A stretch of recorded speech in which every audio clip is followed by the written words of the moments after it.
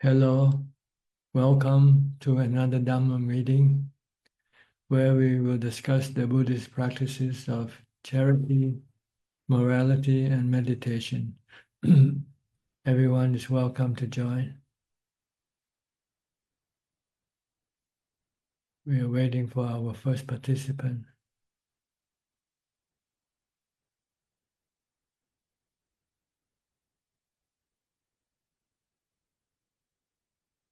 Okay, from New Zealand, Anura, you're first in line today. Good You missed last week's meeting. You have to turn on your microphone Oh, again. sorry. Okay, Yeah, I've been sick. I've been recovering from our pilgrimage. I got sick at the end of the pilgrimage, so I I was not see. 100% at the time. Yeah, Did you find it worthwhile taking the yeah, yeah, pilgrimage?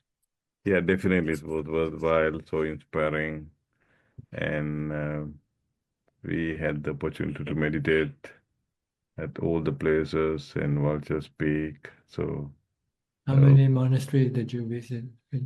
we travel pretty much what the Buddha has traveled from Varanasi, Bodh Gaya, Rajgiri, and Nalanda, Kusinara, Lumbini, I see. Kapilavastu. And also Isipatana. So we went to all the sites Mhm. and had meditation, chanting. It was good, yeah. We had five monastics with us. So that's really good, yeah. Yeah. So the benefit is that your faith in the Buddha has been reinforced. Yeah, definitely. It's a it's hard to it's a experience, and the energy in those places really inspires us. So keep on practicing. Yeah, Okay. so it was hard at the end. Everything went well until the New Delhi we went last. So the pollution was so high, 500 in the pollution index. So we got sick at the time. So I'm just recovering now. Mhm. Going back. Yeah, yeah. It was Okay. yeah. Do you have any question tonight? No questions. Thank you, Tangajan. So, yeah, And yeah. you, Ramya? Listening Dhamma. Okay. Thank I'll, you. Thank I'll, you. I'll go to Professor Ken from Switzerland. Good afternoon, Dhanajan. Greetings to you. No questions today, just enjoying the semester break. I'll be going to the monastery Dhammapala the weekend to stay for a while. Okay, So, good. just How long is focusing on practice. your holiday? Yeah. We have 4 weeks off, 4 weeks off. and I'll be going for just over a week, I think, to the monastery. They just have limited time at the moment, but I'll be. Out there is very quiet, remote. Yeah, it's near a small town, but it's on the edge of town, on the edge of a forest, and at the moment, No houses around. no houses, and at the moment it's very cold and snow on the ground, so there's very few visitors. It's very, very quiet time. That's a nice place to meditate. Yes, and actually the Western monasteries of Ajahn, they have what they call a winter retreat from January to March, where the monks withdraw a little bit and focus entirely on their practice, and there's very few visitors. Due to the weather also, huh? Due to the weather, it's cold. Mainly due to the weather, because it's snowy and icy and very few visitors. So they just need a couple of lay practitioners to support the monks. So I'll be practicing and supporting the monks while I'm there. So you might have to cook the food for them. Yeah, the primary task is to cook the food for the meal for everybody. So it's not one Because of my major skills. monks are not allowed to cook.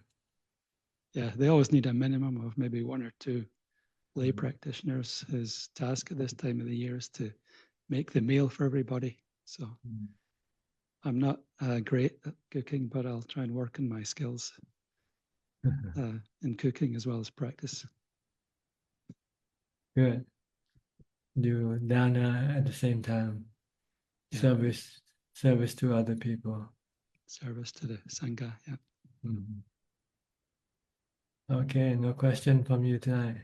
No question, Ajahn. Thank you very much. Go to Mike. Mike from New York. Good evening, Ajahn. How are you doing today? I'm okay. How's the weather there? Very cold still? So we're in a cold front. It's not going higher than freezing for the next week or so. I think it's 20 degrees is the hottest it's going to be today in Fahrenheit. So it's pretty cold. And you still go out and go to work? I'll go out to work. I'll put on my coats. I'll walk in the snow to the subway, and then it's not so bad after that. So you know, I'm happy to get out of the house too. But yeah, I guess my question today is about visualization during the meditation practice. A while ago, I kind of maybe it was through Tom Jeff or maybe through some of my reading, kind of thought about, you know, when I'm breathing in meditation, of sometimes imagining like I'm building a cocoon around myself. And I've often been like turning to the idea of like when I breathe out, imagining the color blue. I'm just curious if any of these methods of visualization that would you suggest any of these, or am I getting too far away from the breath if I'm imagining like the breath as like a cocoon around me or as like a bath that I'm within? If you're using the breath, you shouldn't imagine anything at all. The goal is to minimize the mind's mental activity, not increase the mental activity of the mind. Except if you use something that you need to visualize, like a skeleton, for instance, then you just visualize only that particular object only. Some practices, they let you visualize color, like maybe color green or color blue, white or red. You just imagine this color in your mind and try to make it appear and remain. This is another way of focusing your mind on an object. But you don't want to keep changing the colors or anything like that. You just want to fix it on with just one particular color that you choose. Green, just try to imagine green all the time in your mind. Like watching your breath. Just keep watching your breath. Don't let the mind go scattered. You want to unite the mind to one. Focus it, bring it into one. So you don't want to use the mind to do a lot of imagination, because that's thinking, see, and that would not stop the mind. That would not make the mind to become calm. So you're watching the breath, and you don't have to visualize anything. Just feel the breath at the tip of your nose coming in and going out, and try not to be distracted by anything that might appear or you might think about something, and don't be distracted by these things.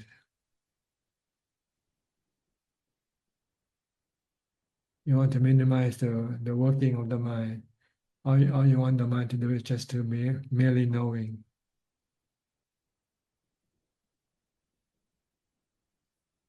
Does Ajahn ever send thoughts of goodwill prior to meditation to others, or have you done that enough where you don't need to do that as much anymore? You don't send thoughts to goodwill. You have to do the action itself. Yeah, when you meet people, you say hello, greet them, treat them nice. But when you're alone, you don't send thought to anybody because they don't receive it anyway, right? I think this is a misunderstanding. People thought radiating compassion or loving kindness is by thinking. That's not true. To radiate a loving kindness or compassion, you have to do it by action. When you're actually in front with people, then you want to radiate that kindness or that compassion toward other people. But you can use the chant or the chant of the loving kindness chant to remind you how to radiate or give loving kindness. That you have to be forgiving. You don't want to hurt other people when you do something. You want to make people happy, for instance. This is the way to show your loving kindness toward other people. But you have to do it in real time when you're actually meeting people, and there might be the need for you to forgive people sometimes if they did something wrong to you, whether intentional or not. You can say it's okay, hold no grudges toward anybody. Or if you want to make somebody happy, you might buy something and give to that person when you see that person. Hey, I got a gift for you. This is radiating loving kindness by action, not by just being alone and then just recite the verse. May all beings be well and happy.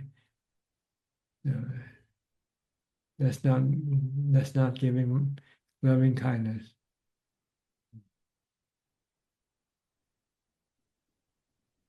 Okay, understand? Mm-hmm. Anything else? That's all for today. Thank you so much, John. Okay.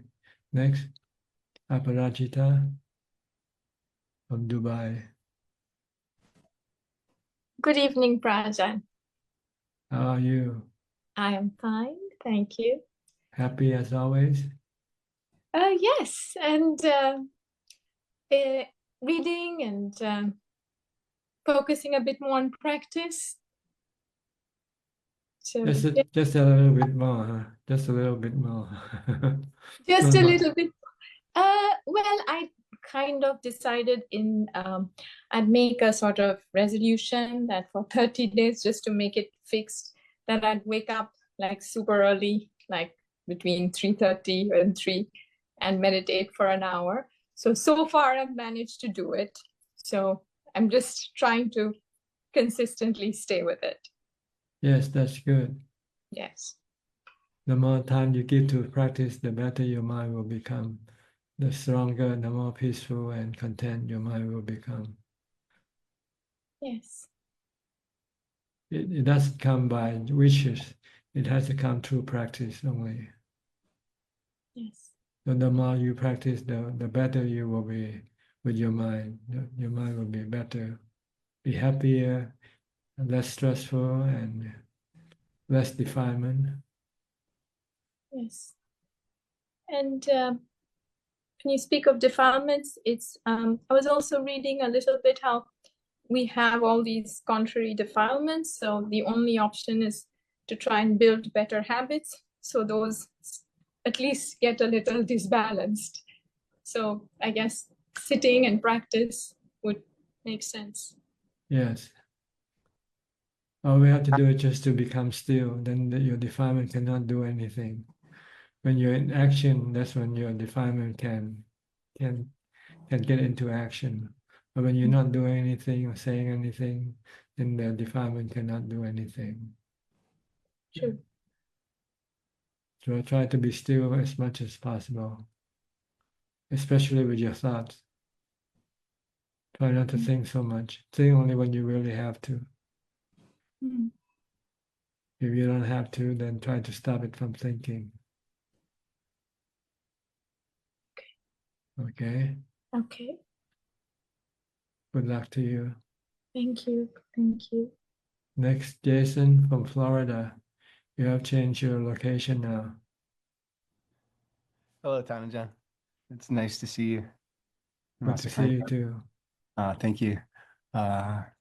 So I guess there's a couple things I've been thinking about. One is when contemplating asubha, unattractiveness of the body, I find that I don't have a lot of aversion. Some of my education background is in biology. I don't know if that's why, but I don't have a lot of aversion. I feel more equanimous about it. There are some things that I have some aversion to, but I'm wondering if you have any suggestions when contemplating asubha, given that I don't have like a very strong aversion to the unattractiveness or what would be perceived as the unattractiveness of the body. Well, the goal of contemplating on asubha is to embed it in your mind, into your memory, so that anytime when you want to think about asubha, it should come out right away. Like when you see some looking woman or something and you start to have some liking for her, then you have to think of the asubha in her body right away. In order to stop your liking her. This is the goal to prevent any sexual desire to come up. If you see a person as a asubha, then sexual desire will not come up. But if you see a person as being attractive or good looking, then your sexual desire can come up. So if you want to prevent your sexual desire, you must always be ready to think of asubha whenever you feel like your mind is going toward that sexual desire. So it's just a matter of looking at it, thinking about it until it becomes part of your mind, part of your consciousness. You can call it anytime you want when you need it to when you need to use it to suppress your sexual desire. These are more for people who keep the 8 precepts, people who are observing abstinence, like monks, for instance. We have to use this in order to curb our sexual desire. Thank you. I do see the even if I don't have a strong aversion, when I start contemplating it, it does have a neutralizing effect. So I do see that benefit. Yeah. You don't have to have aversion. You just want to like you say, neutralize your perception from being one-sided. You tend to look at people on the beauty side, on the good-looking side, and you forget that they are the other side of the body also that you have overlooked. Thank you. Thank you very much. The other thing I would like to ask about is so the sickness that I came down with, it's been going on for about a month, and I've noticed that and I've turned the corner with it, but I've noticed that I've had a lot of mental fogginess about it.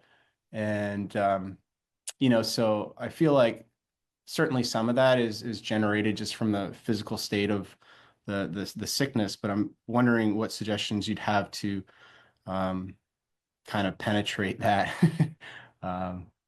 Yes, thank you. Well, one way is to do a lot of meditation if you can.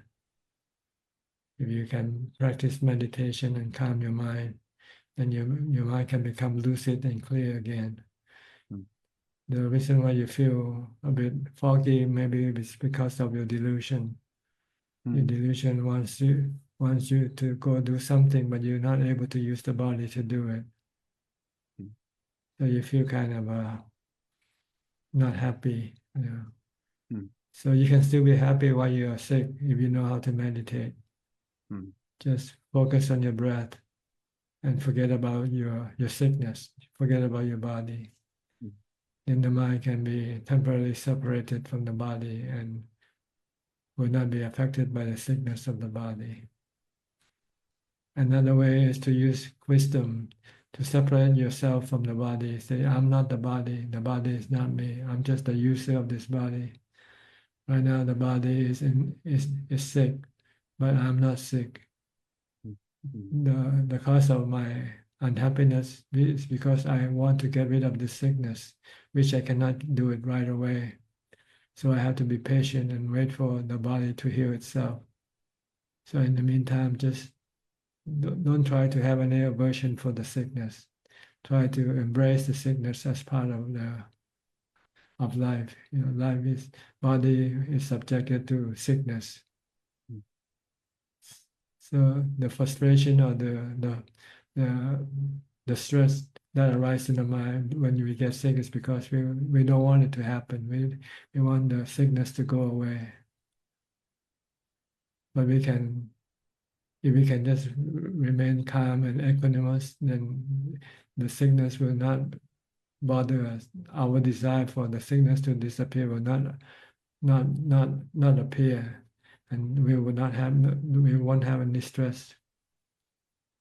We can live with the body, live with the sickness. Thank you. Sorry. What else can we do? Mm-hmm. Yeah, I have noticed that there's been times where I'm equanimous and acceptance of it, and those times are quite peaceful. And then there's the times where I want to be better and I don't want it going on, and those aren't peaceful. So I've seen like both sides of it throughout the process. Yeah. So it's a matter of acceptance of the reality that appears at that time. The body is sick. What else can you do? You can go to the doctor and get medicine, but it won't go away right away. It just take time. You just have to accept it and live with it, like a friend, an unwanted friend. All right. Thank you so much, Ajahn. It's good to see you. Okay. Next, we'll go to Sao Paulo with Ubeka. Alfredo, can you hear me? You're doing something. I'll go to Alvin first. Alvin?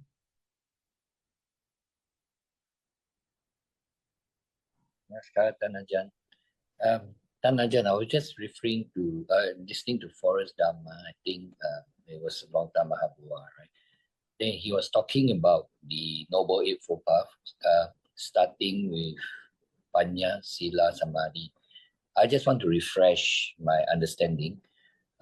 The Panya that is normally we talk about Sila, Samadhi, and Panya, but in this case it's Panya first.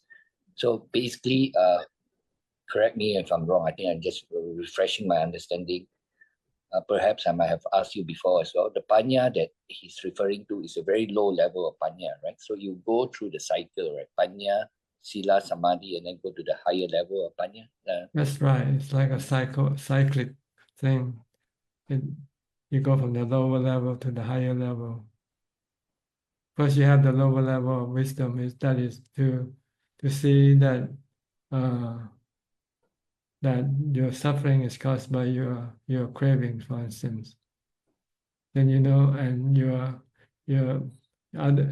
by your cravings and by your bad karma action. So if you don't want to have any of this bad feeling in your mind, then you have to avoid your cravings and avoid doing bad karma. So that then it will then direct you to keep the precepts, for instance, to have right action and right speech, and in order to crave your cravings, you have to practice meditation. So this come back around. Right. You first have to know the reason why you have to keep the precept. You have to know why you have to meditate, because the precept can prevent you from doing bad karma, which can cause you mental pain.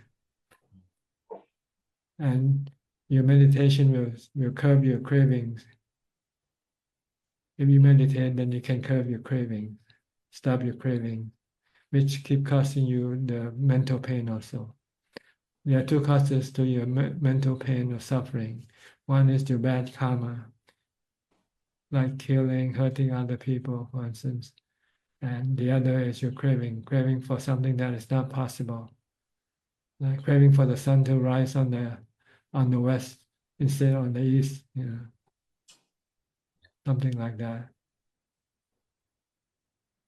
And And guilt as well, right, Tanajan? Guilt, would it cause, I mean, if you do something which is very subtle, you break the precept, but then you feel the guilt, right? well, that's because you did the bad karma in the first place. If you didn't do any bad karma, then you won't have any guilt.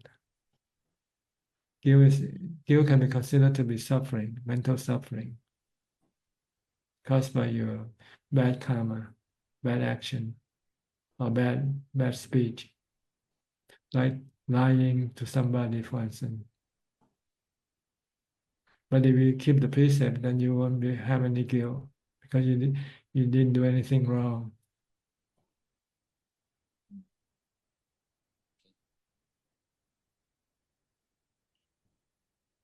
So it shouldn't. We shouldn't pay too much attention which comes first. I think they are like they are running in a circle. The last may be first. Because if the first come to near the last person, then the last person is actually leading the first person when you keep running in a circle.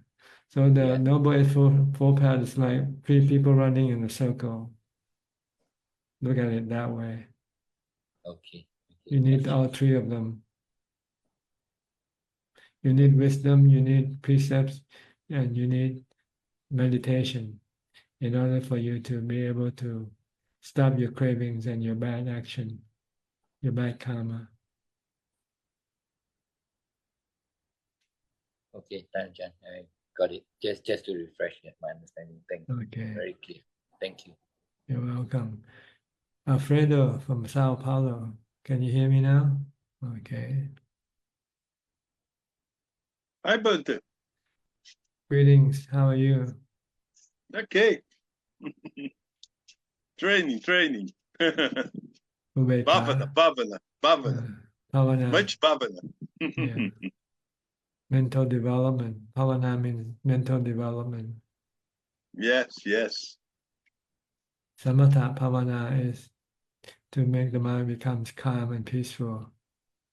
Yes. Vipassana bhavana is to teach the mind to be wise, to be intelligent, to be smart. Yes. It's a different life, but it's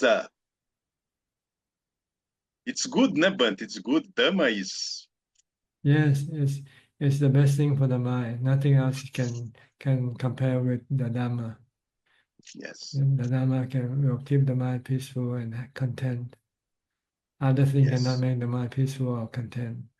They might make the mind happy temporarily, but then after they're gone, they left the mind empty and sad. Yes.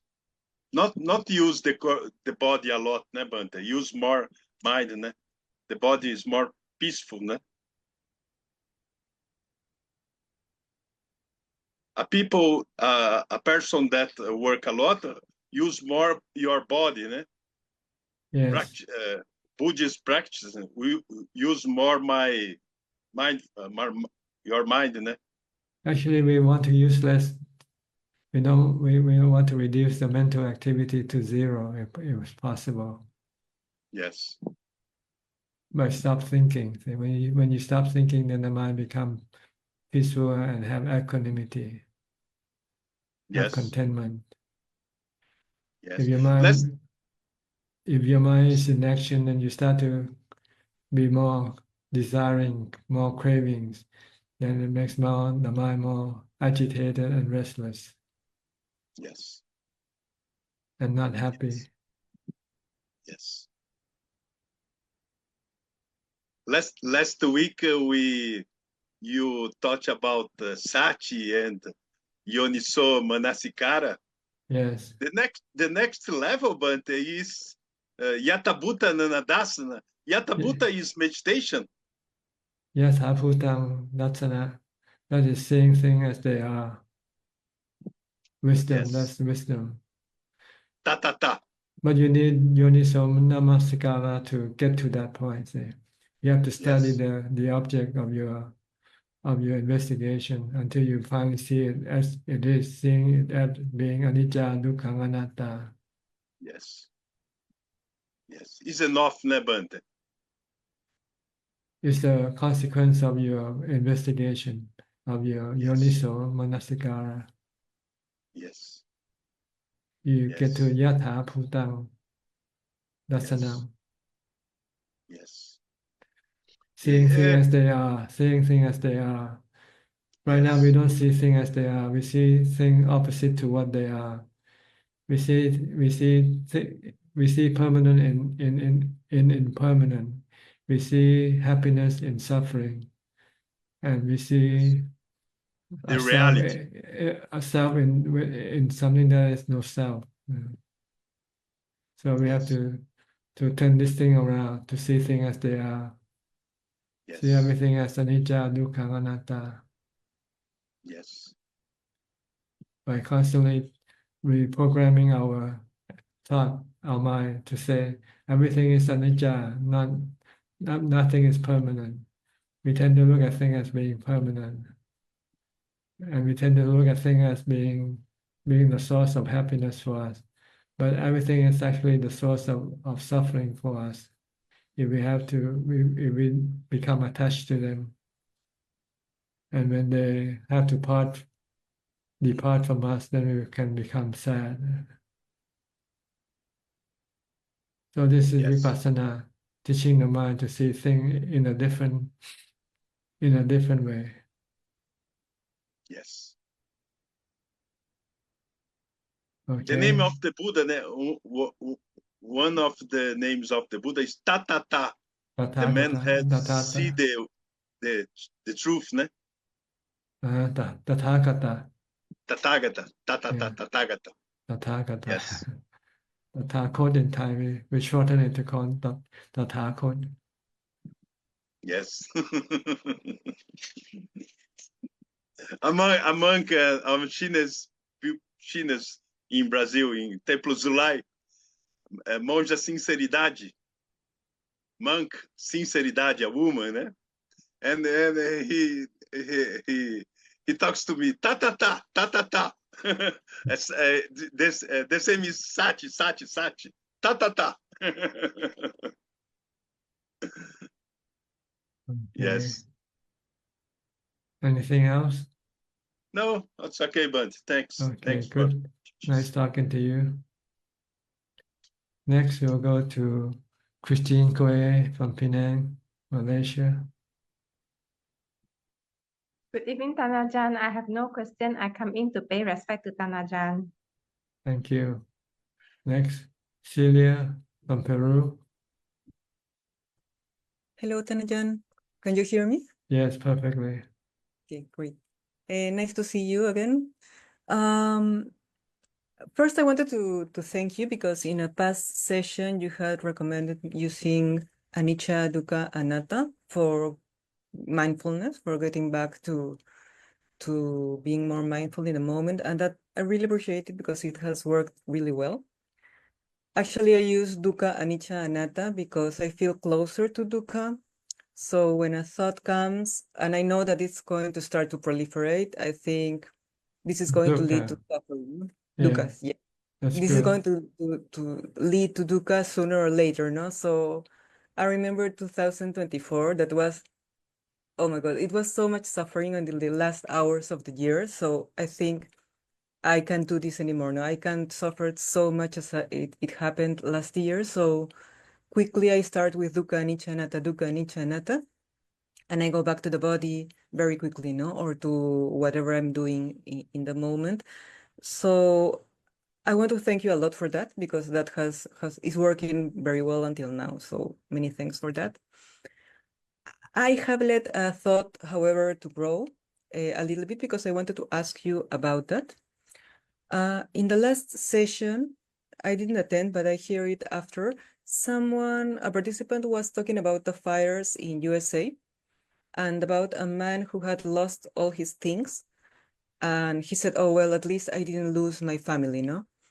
But this participant was thinking, not really, because at the end, you're also going to lose your family, no?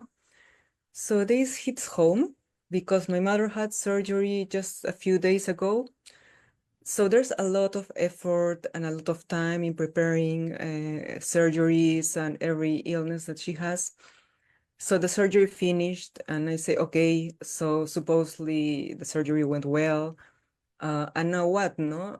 Now, are we going to live happily forever after? No, because it's just a matter of time until the next illness comes. And eventually she's going to die. And the same goes up for me, no? Because I also see that I have more illnesses that I had before, no? So it feels a little bit like playing, like if it was a football match, playing in a match that you know you're going to lose, like from the beginning, like you put a feet in the ground, in the field, and it doesn't matter if you score goals, it doesn't matter your effort, nothing matters because you know that at the end you're going to lose. So my question is, when I think about all this, like all this suffering that is waiting in this life and in next life, all this samsara, I should really be trying to practice much more than I'm doing, no? To further my practice, but I can't, no? Not only now because I'm taking care of my mother, but also in the future, I really don't know any place where I could really, I haven't been to a place that is both inspiring and that also will have me there, no? Like ordaining like a nun or a mage or any form. No, that place doesn't exist. So my question is, what do I do with this stress that years are passing by and I'm not being able to practice more, no? Not now. And I also don't see in the future any way for it to happen, no? So I get a little bit of stress there when I think about that. So what would you recommend me or what can I do with that? You do with whatever you have, see, whatever you can right now. You just do at home where you are now, and do.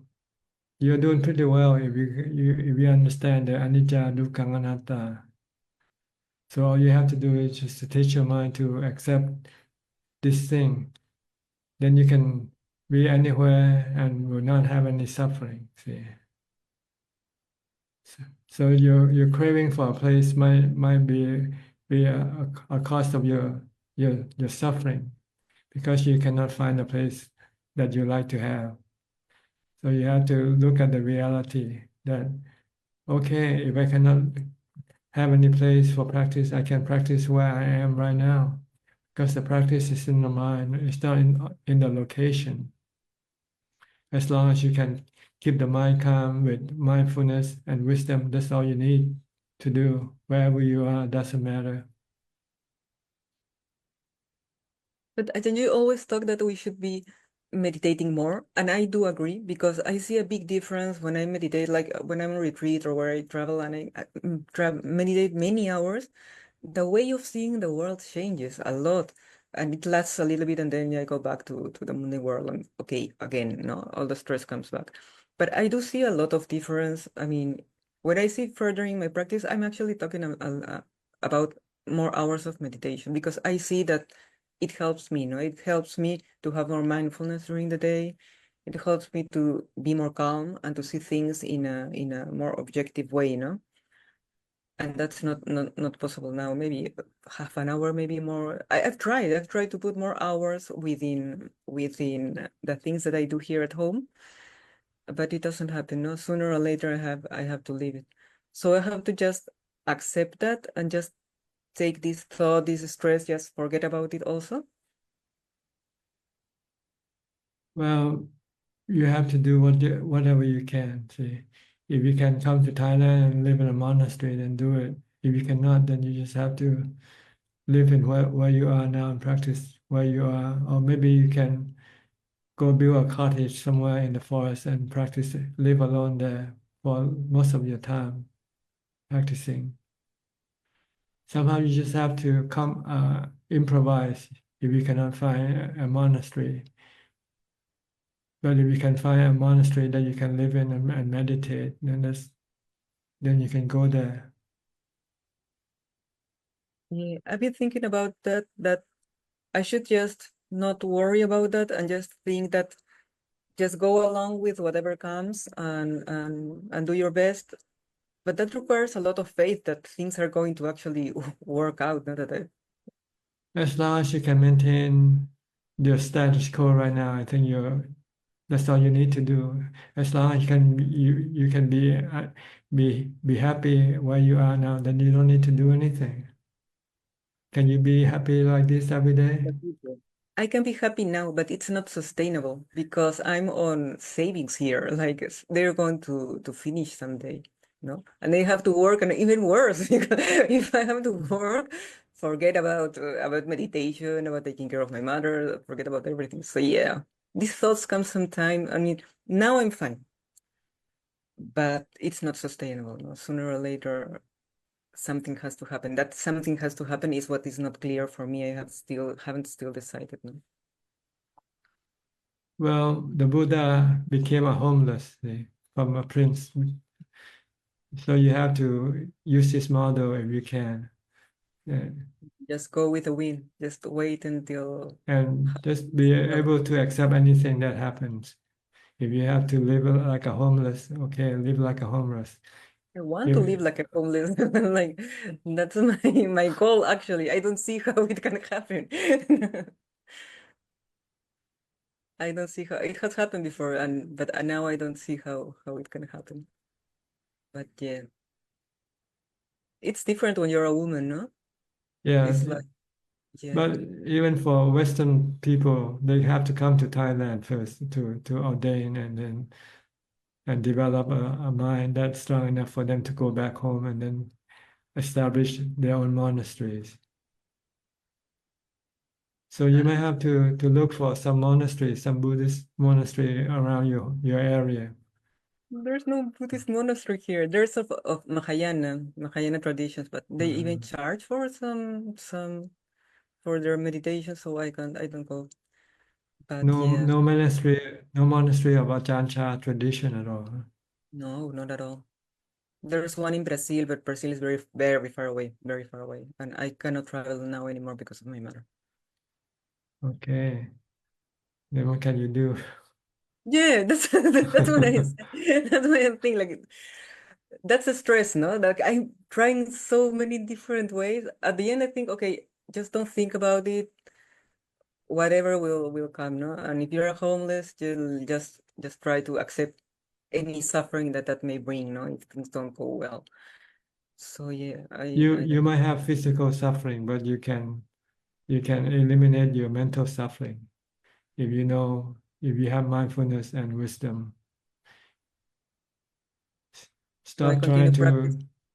You just have to accept your place, whatever happens. If you have to work, then you just have to be happy with working. Although I don't have time to meditate. Well, you have time after you come back from work, see. If I work here in Peru, no. I've always worked 12 hours here. Even taking care of my mother would make it very difficult. You can meditate or you can practice mindfulness during your working hours. If really think that's possible, Ajahn? You always say that it's not possible to work and also. Ideally, I said that, but in your case, if you cannot, you have to work. What else can you do? Yes. Yes, I have to just accept. Okay. Should I, when these thoughts come, should I just forget them and move with whatever's happening? Yeah, just like que sera, sera, just whatever will be, will be. Okay. Try to do your best with whatever you have. In the moment. Yes. But be ready to accept any consequence, anything that can happen to you.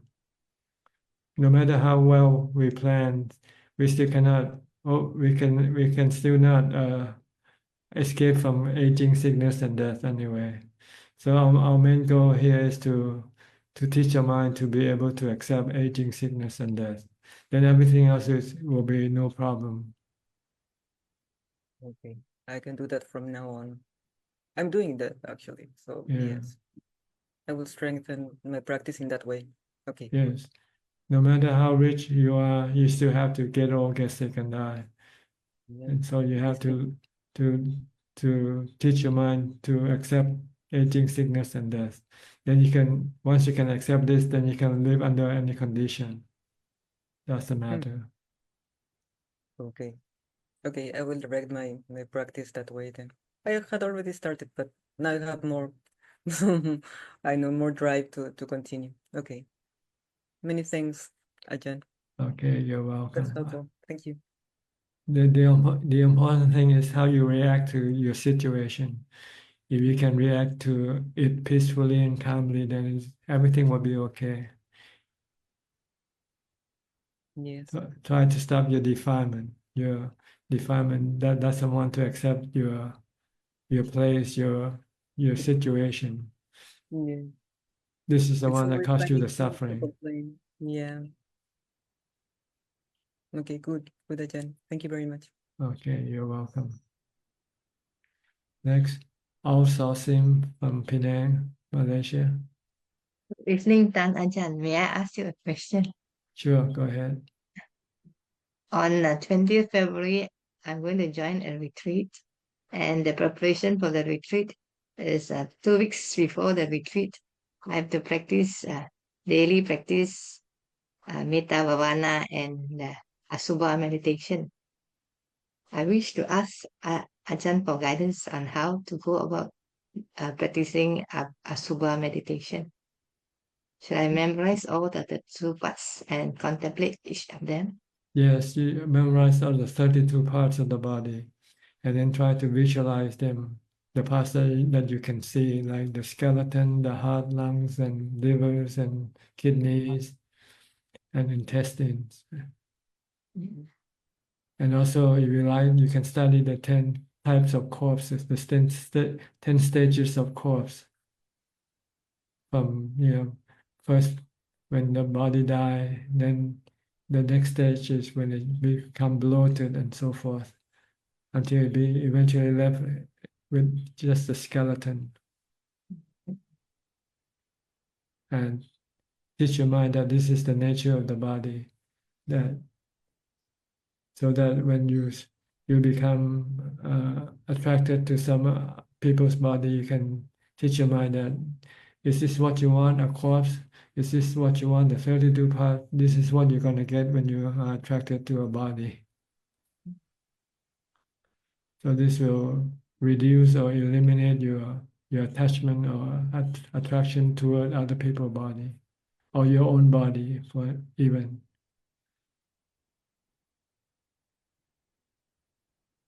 Okay. Okay, thank you, Try Ajahn. to contemplate and until you become it becomes second nature to you. You can see Asubha anytime you want. Whenever you feel attracted to a body, then you should have a Asubha come up right away and say, you don't want to be attracted to anybody, because the body that you think is attractive is actually not so attractive at all. This to protect you from having any sexual desire, and that will enable you to be able to live and keep the precepts, and also help you to concentrate on your time on your practice of meditation.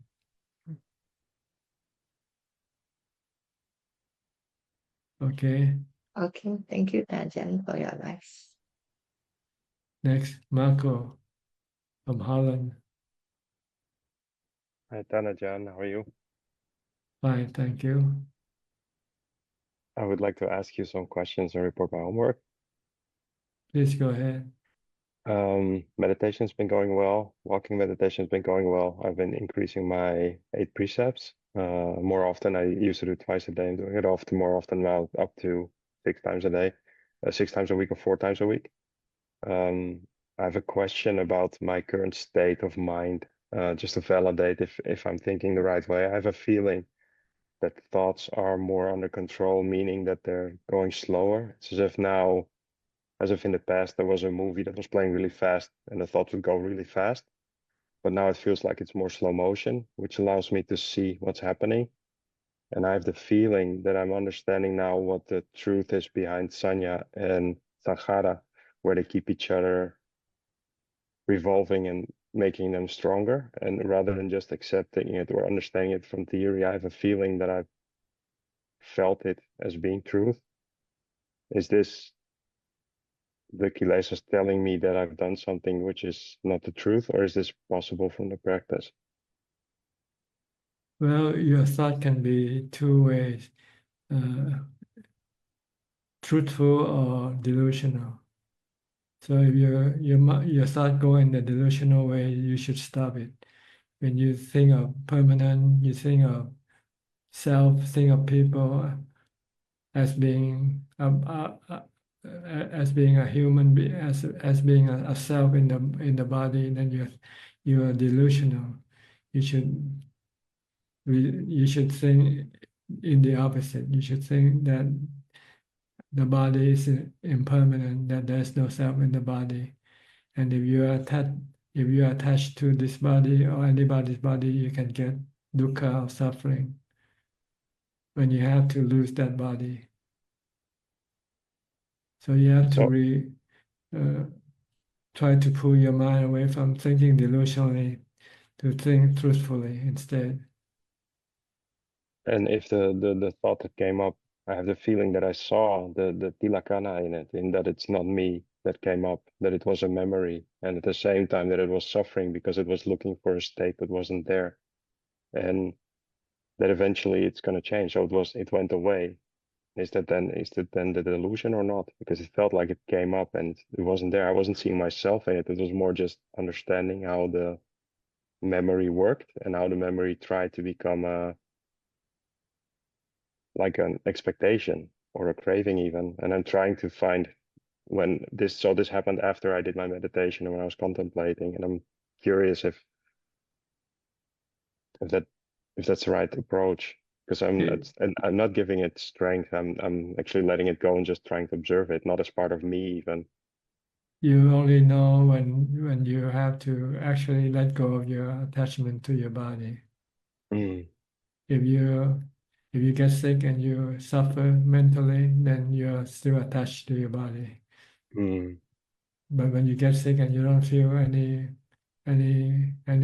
suffering in your mind, then you have let go of your attachment to the body, because you see that the body is not you. So you have to see the consequence of your thought, whether you can become peaceful or calm, or become agitated, stressful, agitated.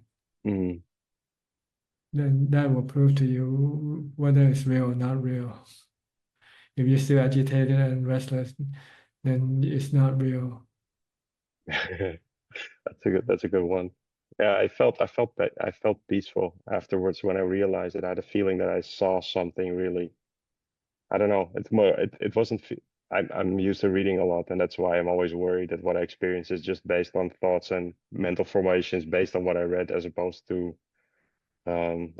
truly experiencing or really realizing something. And I'm noticing now that because my meditation seems to be going a bit better, that it's more perceiving. So it feels like things are going slower, and I have the feeling that my mind is slower now.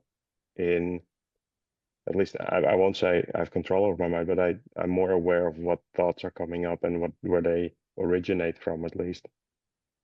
So I think that's helpful. But indeed, if I dreamt this is another question I have actually. So when you're sleeping and you're dreaming, the chitta is still working, right? So all the mental formations that happen, they become the dreams. Is that a correct assumption? That's right. Mental fabrication, sankhara. Yeah. And so what?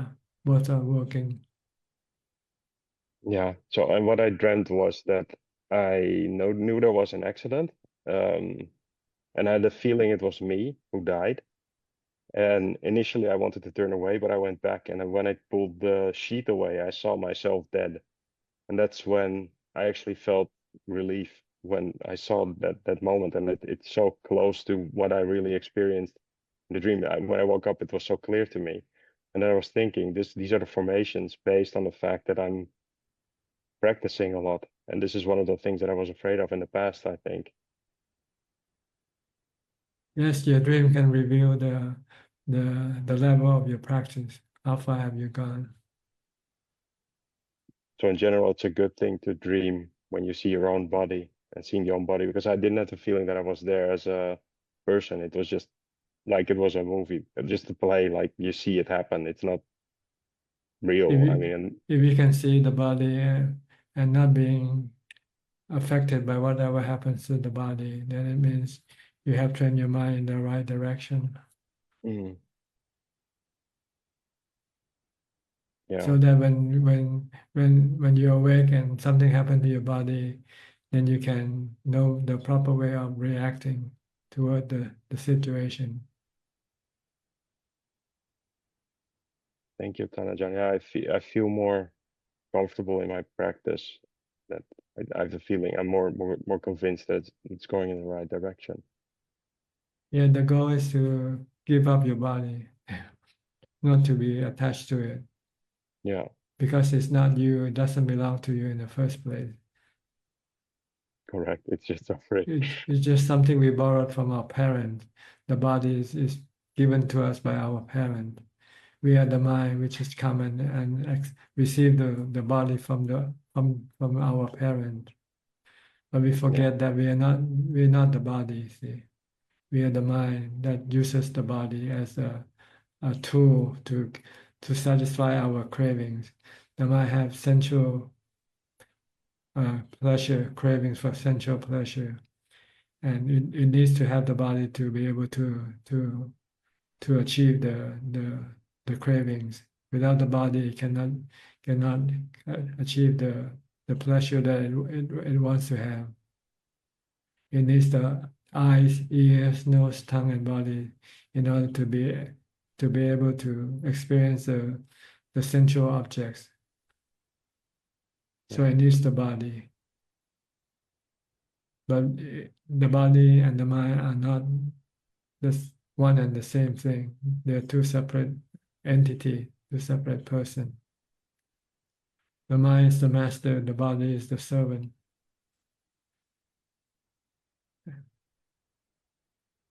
Whatever happens to the body doesn't happen to the mind. Should the body die, that doesn't cause the mind to die with the body. I think I'm now more than ever realizing that, which means it takes the fear away. And I think also that by the practice that I'm doing, it's really by abstaining from a lot of things, from entertainment, etc., that I have the feeling now that the kilesas are trying to be more with the mental formations as opposed to just actions from the outside. So it's not really the stimuli from the outside, but internally. And I have the feeling that it feels like you're making them weaker, but of course they're still there. But at least you have the opportunity to see or understand them better. So I'm now able to see the craving under it. When I was having the feeling that I realized something, then a thought popped up. It's like, oh, you're doing 8 precepts. Oh, you're doing so well, so now you should eat. And then it's like, no, of course not. It's like, why even, who am I congratulating? It's not there. So it's just those senses that come up. And it's interesting to see how different that is than from before. I feel that analyzing now is actually training not to actually use true wisdom. Analyzing is just reviewing what's happened and trying to exactly, that's the word, I think, trying to make up this projection of what you're expecting, which is not what it is, because then you're using the mind. It's not calmness at all. And that's what I finally realized, I think. Okay. So yeah. Try to reduce your thinking. Yes, exactly.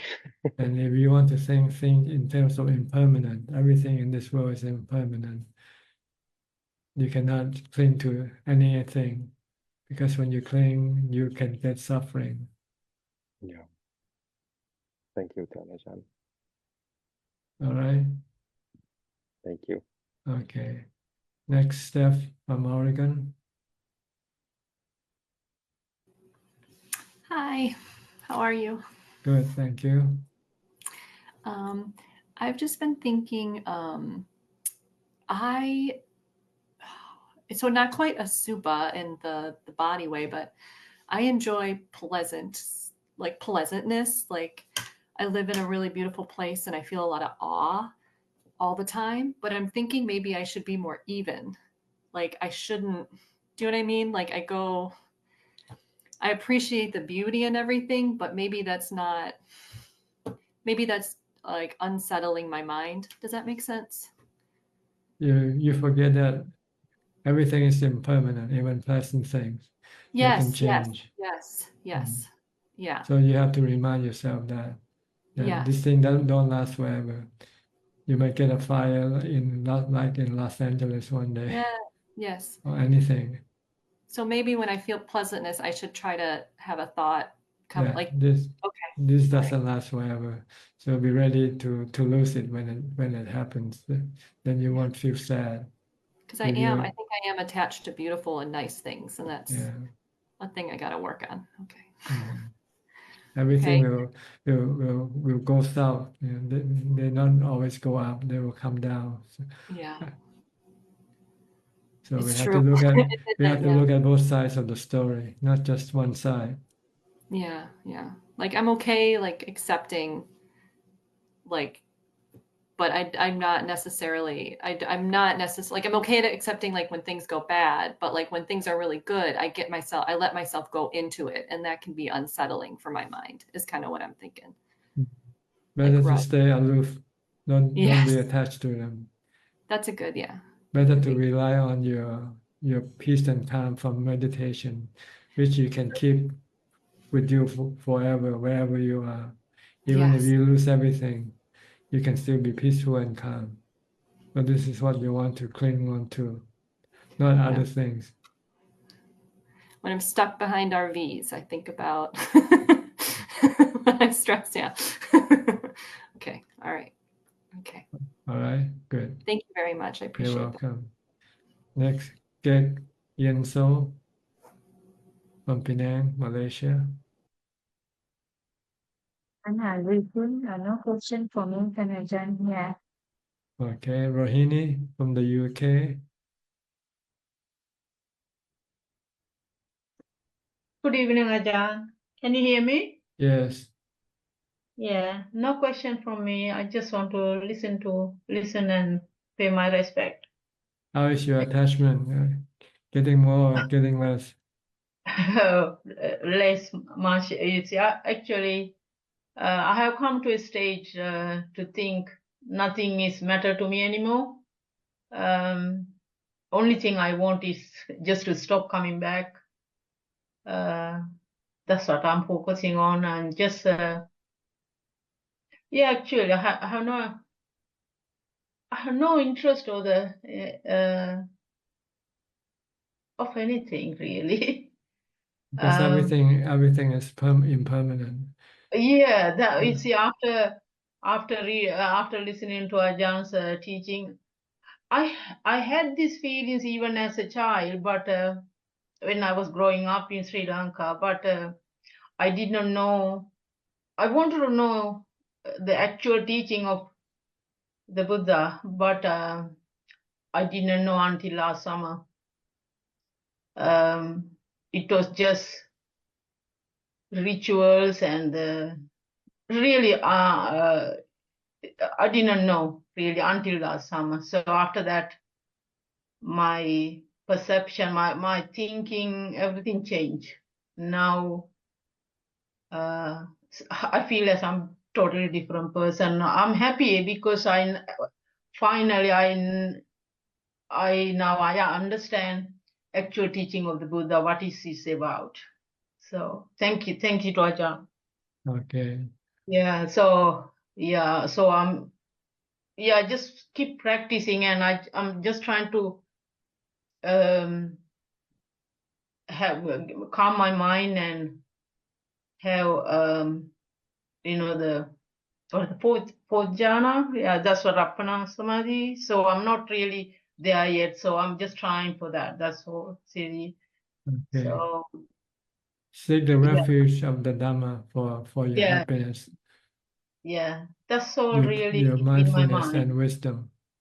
Yeah, that's all I'm thinking almost 24 hours. But at the same time, if my family, like my sister, need any help, I just give a helping hand. Apart from that, nothing else. Thank you. Okay, you're welcome. Thank you. Next, Masha. from Ohio. Hello. I wasn't expecting to get called so soon. I'm at the top of the screen. I had a couple of more experiences with like knowing, where the knowing is separated. And so I was going to tell you about those. One, this happened last week. I was in a dream. I was dreaming. And then all of a sudden, I was out of the dream and I was that light and free knowing. And I could recall the dream and then but I was free. I was just totally free of it. And then I don't know what happened afterwards. These things happen so fast. And then I think the next day, I woke up real suddenly. And I was just, there was like knowing, and there was the body. And it was like I wasn't doing anything, but the body had this energy. And I was just like on automatic, getting up, getting dressed, making the bed. And I was free, and I was just knowing that I was doing these things. And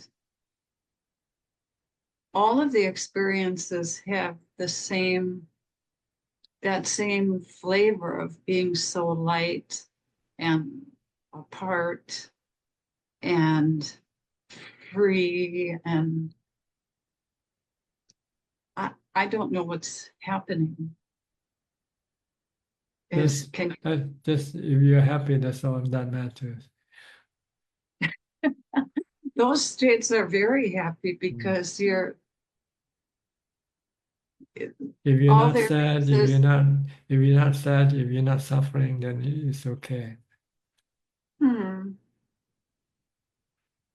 I mean, I know there's. The goal of practice is to eliminate suffering or sadness from the mind and keep the mind peaceful and happy or contented.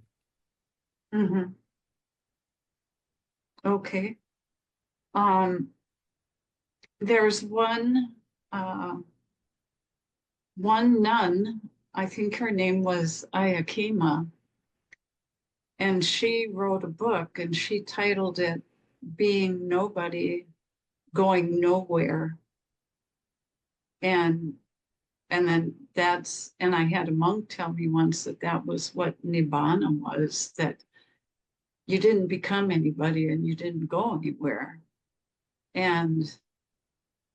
But it's kind of strange when you have these experiences, you're still a somebody so long as you have the body, and then you're like a nobody at the same time. So I guess that's the happiness, that the good kind of a happiness. I guess I'm confusing you. No, it's just an experience that you're experiencing. And if it makes you happy, content, and then it's okay. Okay. I think so. Make sure that you don't have any anxiety, worry, or frustration, or anything like that. Just be merely knowing. This is a state of equanimity of the mind, when you just merely know what's going on, and you don't have to do anything. You don't have to react to anything. Okay. See, we can do this all the time during your waking hours. It's merely going about doing your business, and don't have any sense of possessing or anything like that. Everything just there, and you just use it. But if you should use it, if you should lose it, then it's okay, as long as you don't have any attachment to them. Yeah, I could relate to what Rohini was saying in that there's a certain point where you become disinterested in everything. You know that there's nothing to chase after because nothing is going to deliver any kind of meaning or happiness. And then sometimes it's hard to work with that because you don't have the initiative or the drive to accomplish things anymore. And then at the same time, I don't always have the drive to practice more either. And there's kind of a place where maybe I'm not practicing enough, but sometimes I feel like even that desire, times when I've had that desire to accomplish in my practice, also has led to a lot of frustration. And so I'm kind of floating between that, what do I do? Maybe you have overreached your goal already. You have surpassed your goal. You have practiced too far. Maybe it's time to stop practicing. I don't think so, but why not? That's good. That will convince me to keep going. That's the goal of practice, is to stop practicing altogether. But find that you don't need to do any more practice anymore, because there's nothing to achieve. What is there to achieve anyway, right? That is really true. That's very true. I'm going to think about that one. Yeah. And I guess I have this idea in the back of my mind that I was in Florida and there was a little Burmese temple that I used to go to. And I had a practice buddy. I would meet this lady and we would practice several times a week at the Burmese temple. And there was a wonderful master there and he didn't speak much English. So she would translate for me. But one time he told me that at the time of death, you could enter the stream at that moment of death. And then I've heard otherwise that, no, that's, not true. But can you get these attainments? Like if you work hard and you have some clarity at that moment, can that point of stream entry happen? It can happen if you prepare yourself to take the test. See, death is the test of whether you are able to let go of your attachment to your body or not. If you can let go of your attachment to the body and not being affected by death, then you have entered the stream. Okay. Something like that. Okay, something like that. But right now you have to prepare your mind to let go. See, maybe right now there's no condition that will force you to let go of your attachment. So you need something like that to force you to choose whether you want to be attached to the body or to be detached from the body. If you attach to the body, you'll get suffering. If you detach from the body, you'll get peace. It's so interesting you would bring that up because when I was younger, it was about 30 years ago, I got deathly sick. I had a terrible pneumonia and I wasn't in a position to see a doctor or anything.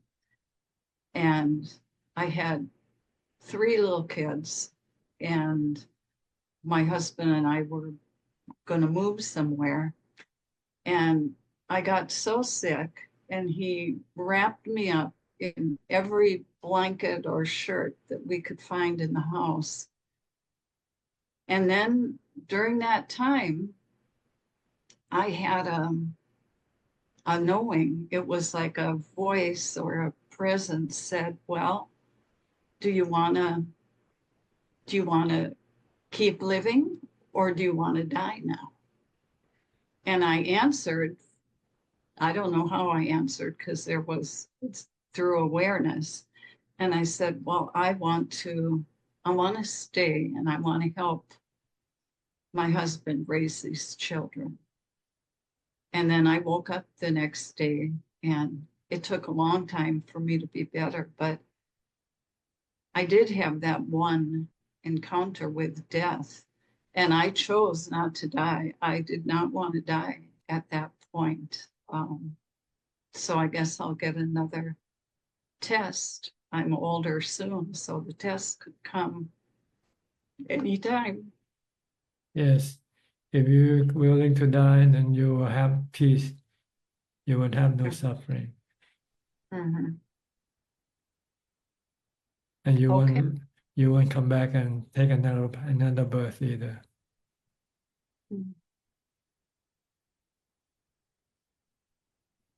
I So think that's it's a matter of seeing the body as being impermanent, having no self, and that our suffering is caused by our attachment to this body.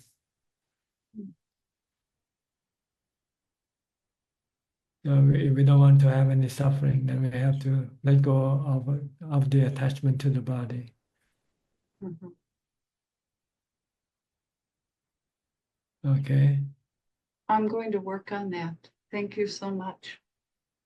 I'm going Okay. to pay special attention to that. Thank you. All right. You're welcome. Next, Koksing from Singapore. Good evening, Ajahn. Yeah, just to update you, yesterday I was able to walk the 15 minutes to the marketplace to offer dana for the monks on Pindapata. And as I was walking along the 15 minutes, I was chanting Buddha Buddha all the way as long as I'm mindful. But in between, there are also some stray thoughts coming in. So despite the crows crowing, I just keep chanting Buddha Buddha Buddha. Yeah. So that's the update to Ajahn. So it does not bother me, and so I just keep Buddha Buddha Buddha. Yeah. And you don't feel intimidated by the crows anymore. Even though I have that aversion to the crow, so I just I don't want to stare at them, because sometimes staring at them they may feel intimidated, and then they may not like it. So I just continue, just walk and just chant Buddha Buddha. Yeah. Okay. Good. Yeah, actually, Praja, I was contemplating actually why I have that aversion to the crow, and I think one of the reasons was because I've seen crow as being a bully among the bird species, because I've seen crow chasing away other birds like pigeons, myna, sparrows, and all those smaller birds. And whenever they are eating some food, the crow will come and chase all the birds away. So I when I saw this, I thought, yeah, this crow is like acting as a bully, and I don't like bully, even for human beings as well. So I think it's because of this dislikes of bully, and that's why I have that aversion and dislike for crow. But I think this way of thinking and this way of understanding is not the right view of looking at crow, because crow is part of nature, so I should have the right thinking regarding how crow should behave and how crow should not behave. Yeah. So maybe Prajan, you can just correct my wrong view of viewing how I should my perspective of how I should look at some some of the animals like crows, which are the more aggressive type among their species? You just have to accept them for what they are, that's all. Don't try to change them. Mm. You cannot change them. You cannot change apple into bananas. You cannot change crows into eagles. Mm. They are what they are. Just accept them for what they are. Mm. Okay. If they are harmful to you, then try to stay away from them. That's all, if you can. Mm. Okay. And yeah, so just like snakes, we try as far as possible try to avoid this stepping on snakes and so on. So because snakes, they will just behave as what snakes supposed to do. That's right. Okay. Yeah. Prajan, just to update. So for this afternoon, so I actually planned to meditate for 3 hours, but after about an hour plus, so I feel a bit sleepy. So I was thinking, okay, I'll just lie down on the bed for a short while.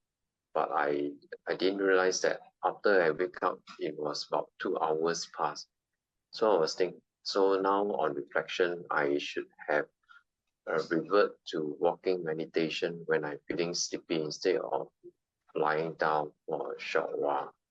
Yeah, because once I lie down, I do not know how long, I may just fall asleep for, some quite longer time than what I expect. Yes, it depends on whether you can do it or not. Even if you want to walk, meditate, and you can still feel sleepy, and you might not be able to walk anyway. So if you really have to sleep, go to sleep. You just take a nap, and then after you finish, then you can wake up and continue on with your practice again. Okay. Okay, I will bear that in mind. The last thing, Prajan, may I just check with you? Earlier in the meeting, you mentioned something about metta to one of the participants, that practicing metta should be when we are with other people instead of chanting to oneself. And I have this practice of chanting metta to just before I start my meditation, which is something like may I be free from enmity, free from ill will and untroubled. May I be well. May I be happy. May I be free from stress. May I achieve happiness. So I will repeat this 3 times before I start my meditation. So is this okay? Because it's not practicing, but it's just chanting mentally to myself. Well, if it makes your mind calm, that's okay. That's the purpose, is to calm your mind down. Okay. Prepare your mind for meditation. Yes. Then, Okay.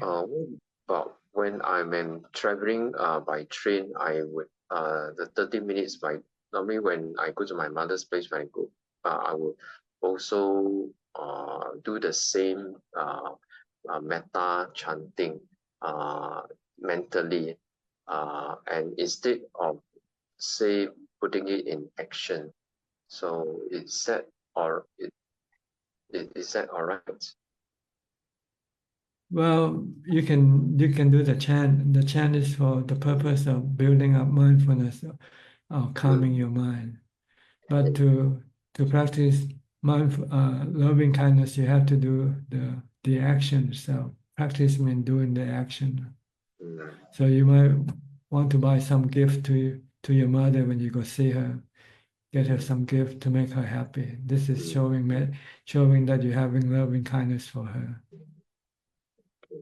Or during the time when you're staying with her, if she makes you angry, you should forgive her and try to stop your anger. Try not to react with anger toward her.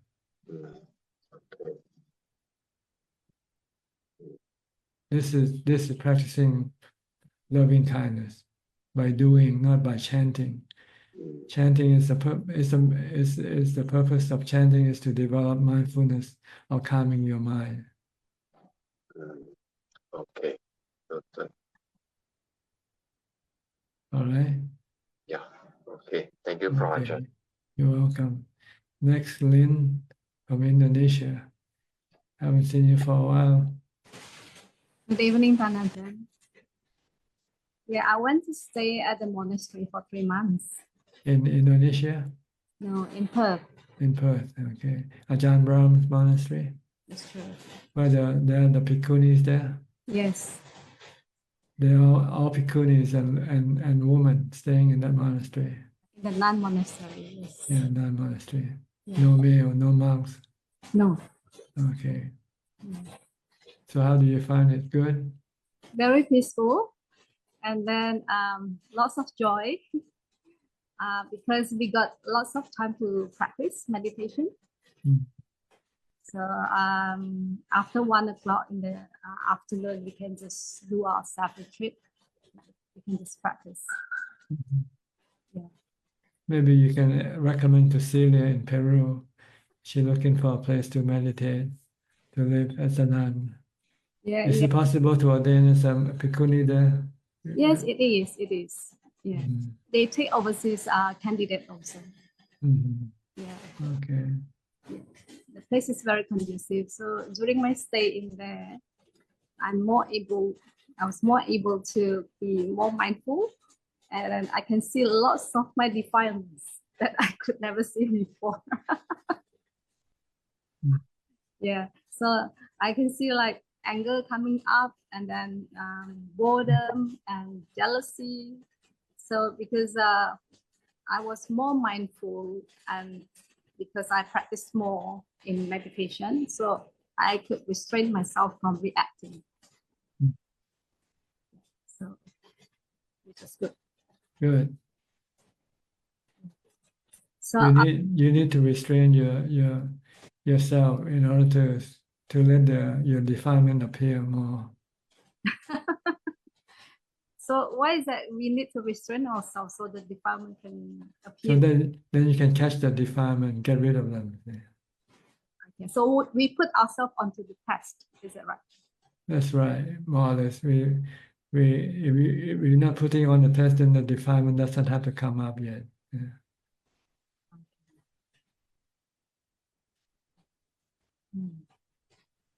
So when you if you take the 8 precept and not eating after midday, then your defilement of hunger will come up.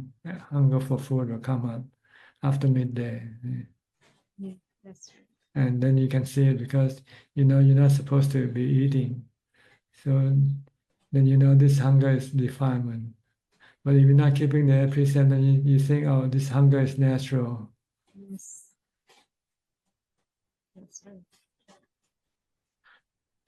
That's why we have to restrain our action. The more we restrain, the more we'll see the resistance of the defilement coming up.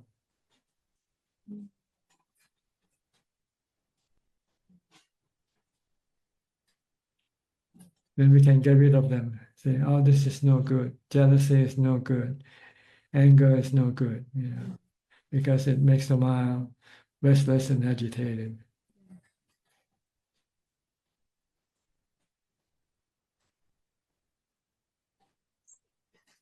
So how's your mother? Did she go with you to the monastery?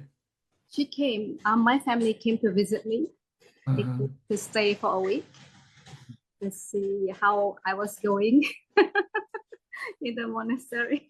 You stayed there for 3 months, you said? Yes, I did. Okay. Yeah. On what condition? They just accept you just because you applied for a stay there? Yeah, it is actually a 3-month observation stay. Yes. So we could apply for it. Anybody who's interested can apply for the 3-month observation period. Yes, but they got to know the person first, because at first maybe they can go there for a few weeks or a month to stay, and they're interested, and the monastery think that the person is good enough, like suitable for in the monastery, so they can extend the stay. Yes. Same way with us here. We have male practitioners who stay with monks on the mountain. We allow them to stay for 2 weeks first. Yes. Then after that, if they want to continue on, we have to see whether they are compatible with us or not. Yeah, that's true. Because we don't know people's character That's true. until we live with them. Until the department comes out. Yeah, that's right. Yeah, that's true. Okay, do you have any question? I've got one question about dreams because today we got lots of discussion about dreams. I can hardly remember my dreams. Is that because I'm not mindful enough?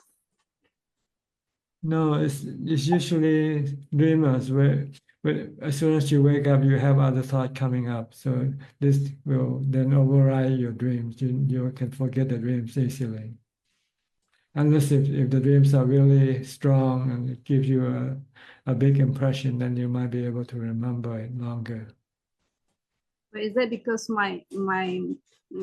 I've got many thoughts and my mind is too busy to remember the dreams? Maybe, I don't know. But dreams, they come and go, you know. When you get up, then you have to think about something else to do, what you have to do. Then what you're doing can be put in the back of your mind, you can forget it easily. And not unless you keep recollecting, thinking about it. Then you can maintain that dream, that memory longer.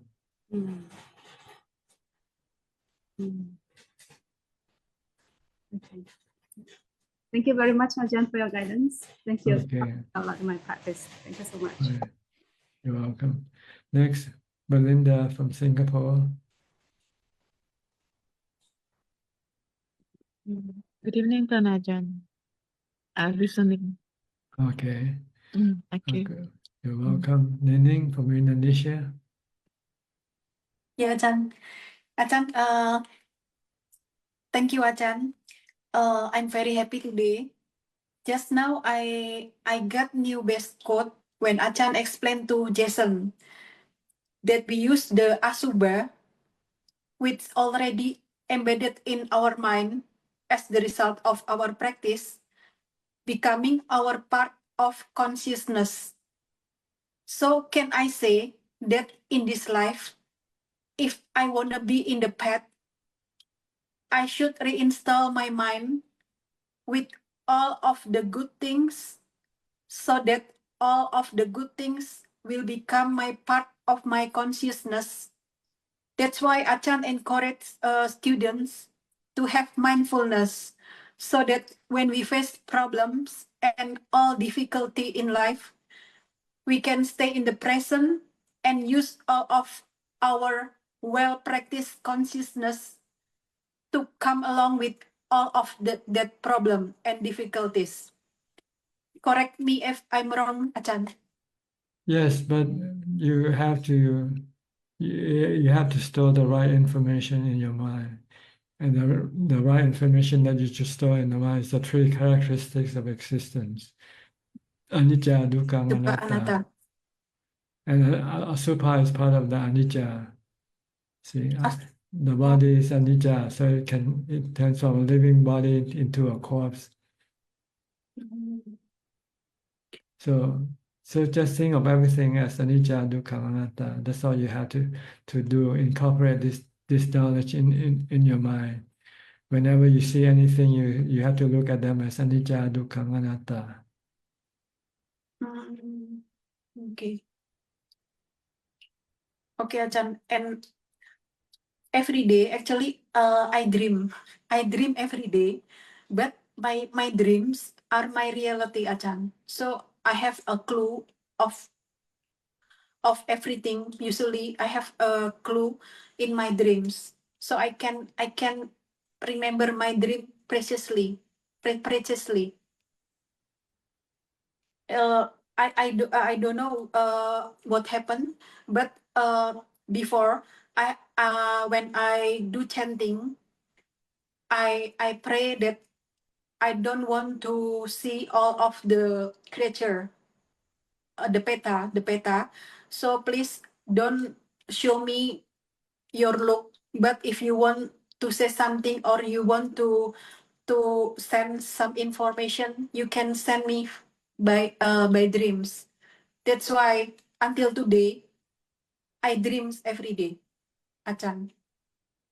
So sometimes in my dreams, Dream is something impossible for you to control. So let them come and go as they like. oh yeah. But sometimes because sometimes in my dreams I can be aware that don't do that. And sometimes when my sister come out in my dreams, I say to her, you have already passed away. Why you come to me? So from that dream, I know that she has already reborn in human living like that, Ajahn. Okay. So I cannot stop my dreams. All right. You don't have to stop them because you cannot stop them. When you go to sleep, you don't have mindfulness, so you cannot stop them. But you don't have to believe in them either, because what you believe to be true might not be true until you have proven it. So don't believe your dreams until you can prove it to be true or not. Okay, Ajahn.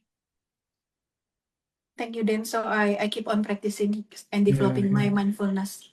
And forget about the dreams, ignore them. Don't think about them. Yeah. Think only of anicca. Everything is anicca. Even those dreams are anicca. They are anicca, they are anatta. You cannot control them. They come and go. So if you don't have any attachment to them, then there will be no dukkha for you. If you have attachment, then you can get dukkha from your dreams also. Okay. Yeah. Okay, Ajahn. Thank you, Ajahn. You're welcome. Next, Nita and Saket. Are you still in the US or have you got to India now? Good evening, Tanajan. We are in India now. I see. Okay. Looks like a different home. Yes, this is the new rental apartment that we are staying. It's close to Saket's parents' home, so we keep them. And Okay. I How spent do time you with. feel once you have arrived? We arrived a few days ago, still jet lagged. Mind is all over the place. Sometimes mindfulness goes down, defilements come up. Lot of emotions, lot of changes happening. We're still settling in, and the routine has to form. So yeah, lots happening. But it feels good. It feels good to be back. It feels good to be close to the family, and it feels good to not be thinking about work. And whenever we have time, if there is solitude, we practice meditation. If you're with family, we practice loving kindness with family. Good. Okay. But yes, defilements are definitely, a lot of defilements are still there. So a lot of work to be done. Yeah, use mindfulness to stop them. When you have defilement coming up, you can recite Bhutto, Bhutto, or Anicca, Dukkha, Anatta, and this can stop them from getting out of hand.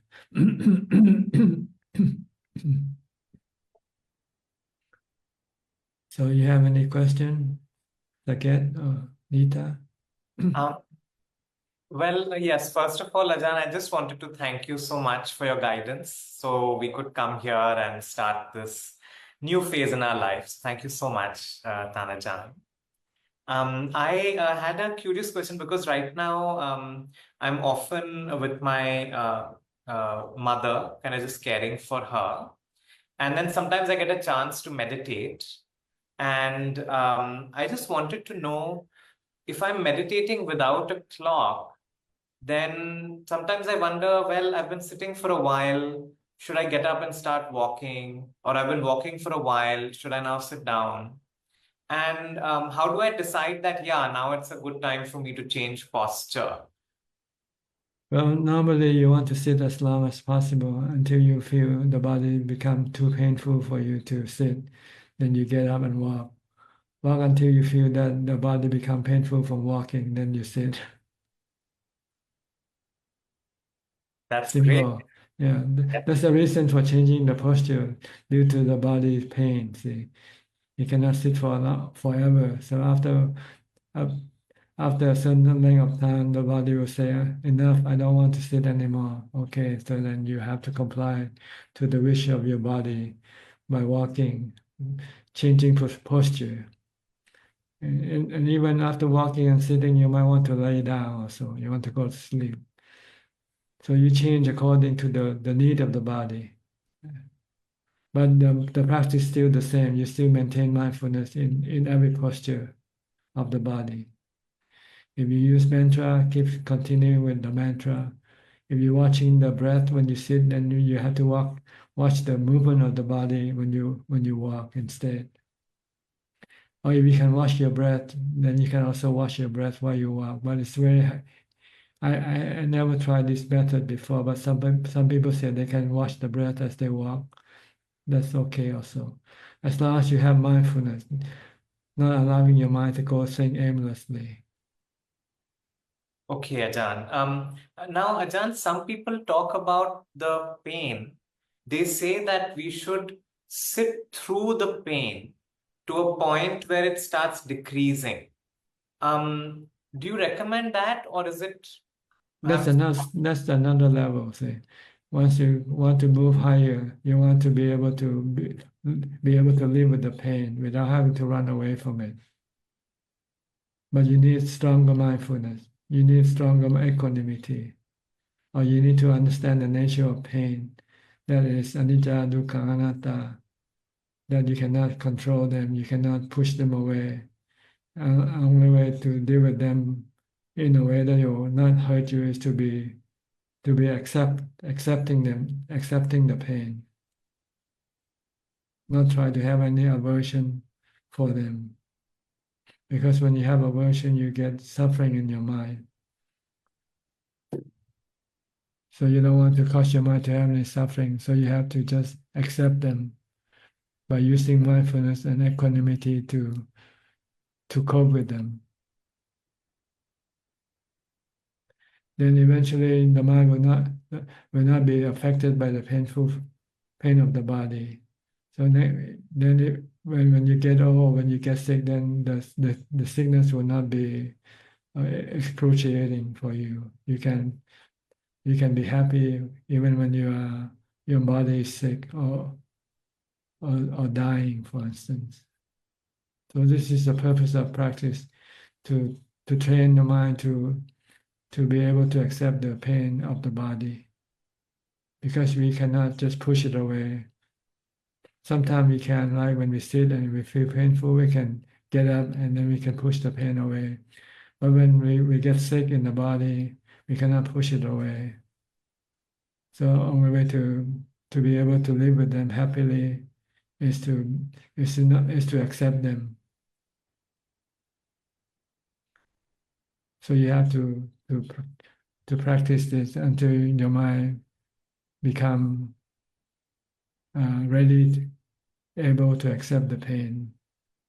Then there will be no suffering in the mind when there's pain in the body. But if you're not strong enough yet, if your mindfulness is not strong enough to be able to accept the pain, then you might just have to change posture, get up and walk. But eventually you want to go through the pain and let the pain rise and subside by itself.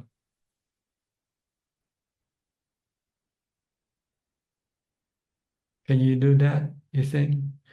When your body feels painful, you just sit there and recite Bhutto, Bhutto, Bhutto, and ignore the pain until the mind becomes calm and stop reacting to the pain. Then you can stop reciting the mantra. If you can do that, then it will be good for you, because you won't have to take any painkiller anymore. When your body have any pain, you don't have to take any painkiller, because your mind is not affected by the pain.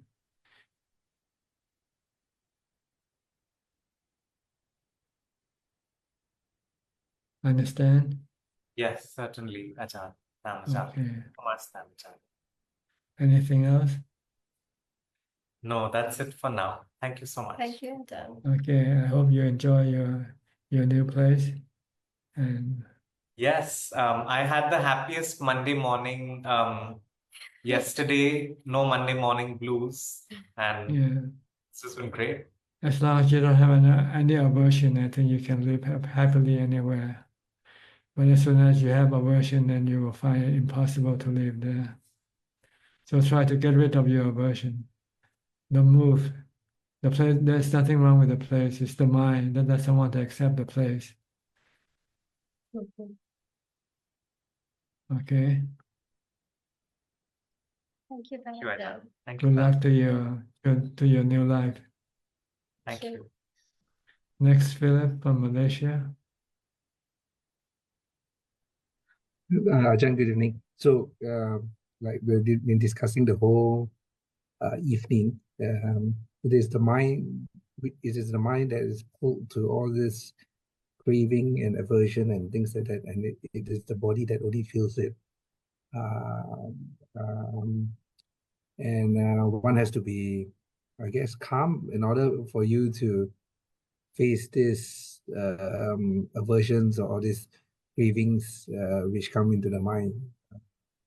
Yes, when your mind is calm, then the aversion cannot arise, cannot come up. See, and when there's no aversion, then there's no suffering in the mind. Yes. Debbie, I don't have any questions tonight. I'm just listening in to just basically most of the questions that been asked today is just basically about aversion and craving. I guess It's about defilement, getting rid of defilement, yeah. so that you don't have any suffering, any dukkha. Whether it's good or I mean the dukkha can be from a good feeling and a bad or even an aversion. Yeah. Well, if you have attachment to good feeling, when good feeling disappear, then you can become sad. So you don't want to be attached to good feeling, or you don't want to have aversion toward bad feeling either. You just want to remain neutral. No reaction to any type of feeling. Let them come and go as they like the weather. Yes, like the weather. Like you have always been saying, like the weather. They come and go, you cannot stop them. Yeah, you can't scold the weather, right? Yeah. Okay, Ajahn, I don't have any more questions tonight. Okay, you're welcome. Okay, Ajahn. Diana from Canada, somewhere near Toronto.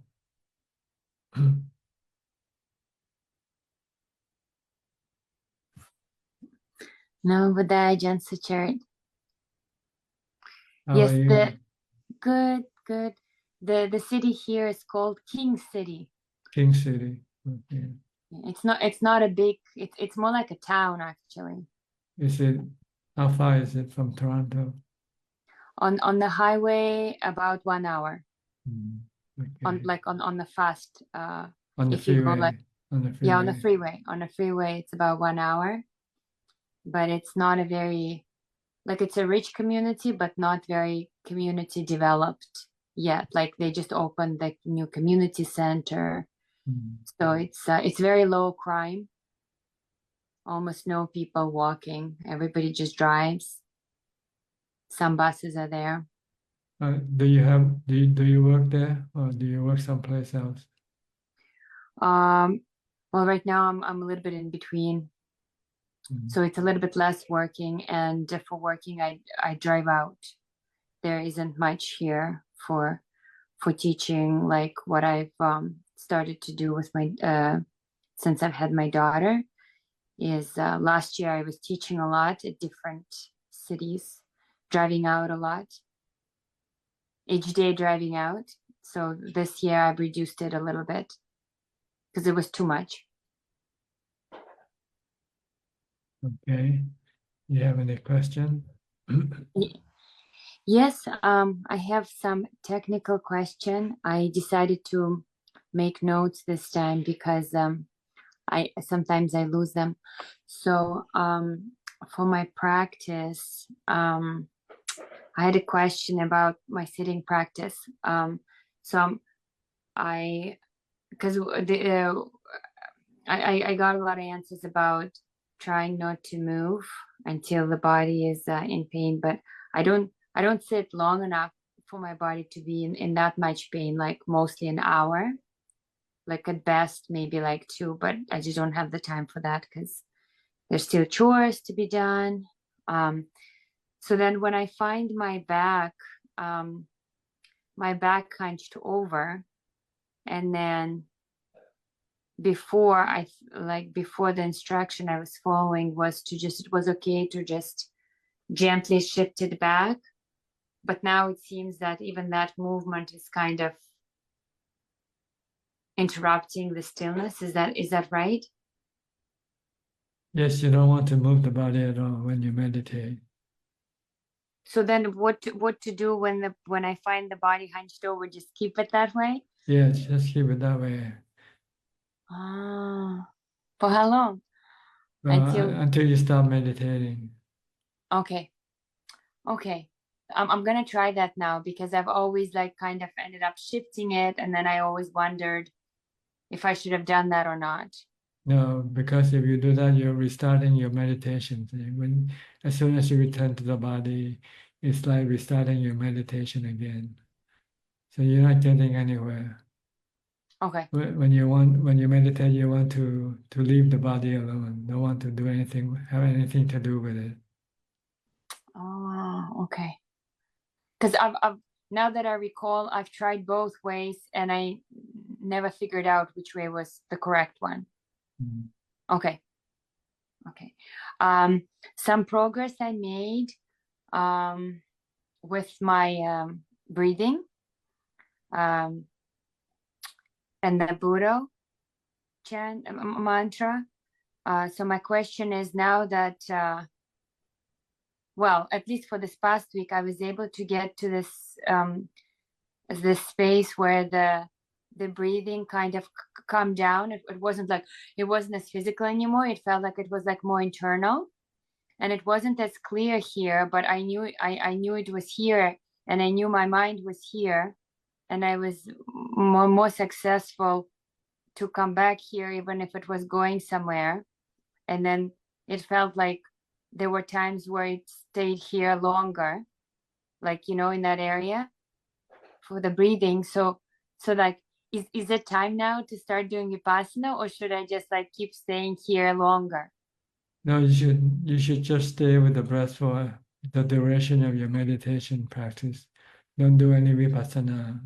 If you want to do any Vipassana, you have to wait until you finish your meditation session. Like finish 1 hour? Whatever, however long you want to. If you want to meditate, you want to stop thinking. You want to calm the mind. Yeah. You don't want to do any thinking at all. Oh, and for Vipassana, I have to do thinking. That's right. So you have to wait until you finish with your meditation, and until you start to think, then you can then continue with Vipassana contemplation. Oh, I got confused just now. Can you repeat that? When you meditate, you want to still your mind. You want to stop thinking. So during meditation for calm, you don't want to do any Vipassana. Mm-hmm. And so just leave the body scanning for after. After you finish your meditation, you come out of meditation, then you can do Vipassana in any posture. You don't have to sit down and meditate to do Vipassana. Oh, yeah. Okay. I thought I still had to sit in order to do the sampajanya of the sensations, no? No, you can do it in any posture. Like That's right just now, right. Okay. Like right now, you can contemplate on the 32 parts of the body if you like. If I'm not listening to you. Yeah, right. If you're not doing anything else, Okay. But when you meditate, you don't want to do any thinking. You want to still the mind for as long as possible. Okay. And then my other technical question is, after my meditation practice, after my sitting practice, when I'm getting up, I find that I've been finding this week that I'm quick to anger at things that are not really like how I like them to be. And then only after I experience that aversion, I catch it that I haven't been mindful. So my question is like, is that because I have not intentionally kept my mindfulness going? Well, when you don't have mindfulness, then it's easy for your defilement to come up. So in order to keep the mindfulness, like it requires me to always do it intentionally. Or is there a point at some point in the practice where it just happens? Or your mindfulness just stays with you? After you practice long enough, then it becomes automatic, yes. But when you're first starting, right now, it comes on and off. So it's your duty to keep pushing your mindfulness to come on. It likes to go off more than come on. So you have to force it to come on by reciting a mantra, Bhutto, Bhutto, or force it to watch your body movement. Okay, so I'll try to add to my training, like especially like I find when the practice is finished, like the mind like really like relaxes too much, and it loses it. Then you have to bring it back up, bring your Yeah. mindfulness back up again. Yeah. Okay. So I had a question. I had a question about my mother. So the question is like practical. Is there a line somewhere between where is that line if it exists between like when, because I've been trying to kind of agree with what she's asking me to do, and I found that as long as it had to do something with outside, it was so much easier. But then as soon as it, like I think last time she suggested she wanted me to get a haircut and dye my hair, and I can't remember exactly how I responded, but I didn't. But the bottom line is that I didn't agree to it because it's just, I don't even know why. I guess it just time-wise it takes a lot of effort. So I was just wondering if it was another thing where my mind is wrong. I should have just agreed to it. Or just don't react. Just let her say what she wants to say, and you do what you think is best for you. So just agree again, but just not do it. Yeah, agreeing but not doing what she wants you to do, because it's your body. You have the right to decide what you want to do with your body, not her. But you just don't want to get into an argument with her. Yeah. You just keep silent. That's all. Let you say whatever she wants to say, and you just reply, "Yes, mother. Yes, mother." And then she'll forget what she said in a few minutes anyway. Yeah, okay, I will try this next time because we will go and start to visit, and I know it's something that is paining her to look at my uncut, undyed hair because I do have some grays. But then if it comes to the point, it's like, well, we have time right now. Let's go to the hairdresser right now because that's how it used to happen when I was younger. Then is it okay to just how to find a gentle way to back out of it? Or should I just go with it and let her do whatever? Again, to avoid the argument. Well, the goal is not to have any argument, so whichever way you do, you can prevent the argument to happen, then that's okay. That's good. Okay. There wasn't an argument afterwards, but I could feel that she was left unhappy, and then the argument happened about like another next thing. That's too bad for her because it's her own doing that she makes herself unhappy, not you. You didn't do anything to her. Yeah. Okay. Okay. I did ask about. Okay, we have to wrap up your question. Okay, next time. Okay, we have a few more people waiting. All right. Okay, next, Tommy from Australia. นมัสการครับ สวัสดีสบายดี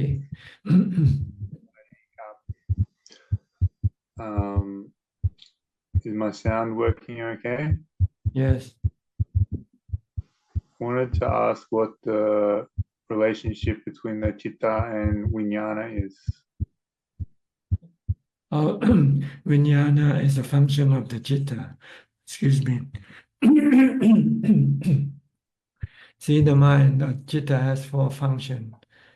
It has the ability to feel, which is vedana, to think, which is sankhara, to remember or to perceive, which is sanya, and to be able to receive information from the central organs of the body called vijnana.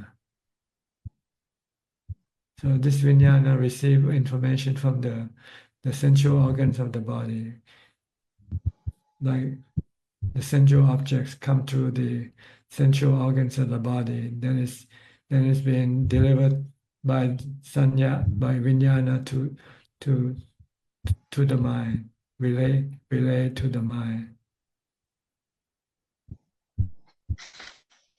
So does the chitta become vijnana?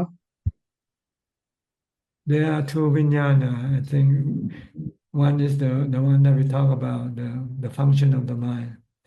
And then another vijnana is in Thai, we use it to refer to the spirit. When the body dies, then the mind becomes vijnana, a spiritual being. Okay. But I think this is only in Thai. We call the mind a spiritual being, vijnana. But I don't think it appears in the Pali or anywhere else. I think it's only Thai usage. We call the mind without a body a vijnana, a vinyan, dung vinyan. I understand. And what is the definition of vitaka vichara? It's the vitaka vichara is when you think. See, they call. I'm not sure in English what they translate into. It's 2 types of thinking. Like when you meditate, you think about your breath, and you know your breath is coming in or going out. This is vitaka vichara. Yeah. Thinking about your meditation object only, not thinking about anything else. So it's like taking up the Thoughts about your meditation object or your mantra. You're thinking about your mantra. Am I still saying mantra or not saying mantra? This is vitaka vichara. So at a certain point, this never happened to me, I just read about it. It's like you're not in control anymore. It's like you let go of putting in effort into the object. And it's like you're on the roller coaster or something. Is this letting go of vitaka vichara? I'm not sure. I think when the mind starts to enter into the second jhana, I think vitaka vichara just stop. It's not necessary to have it anymore. Vitaka vichara is like a rocket booster that sends the space capsule into the space. At one point, it was separate from the space capsule. I see. Once it has delivered the space capsule into space, it's separate from the space capsule. So vitaka vichara is sending the mind to jhana, into the second jhana.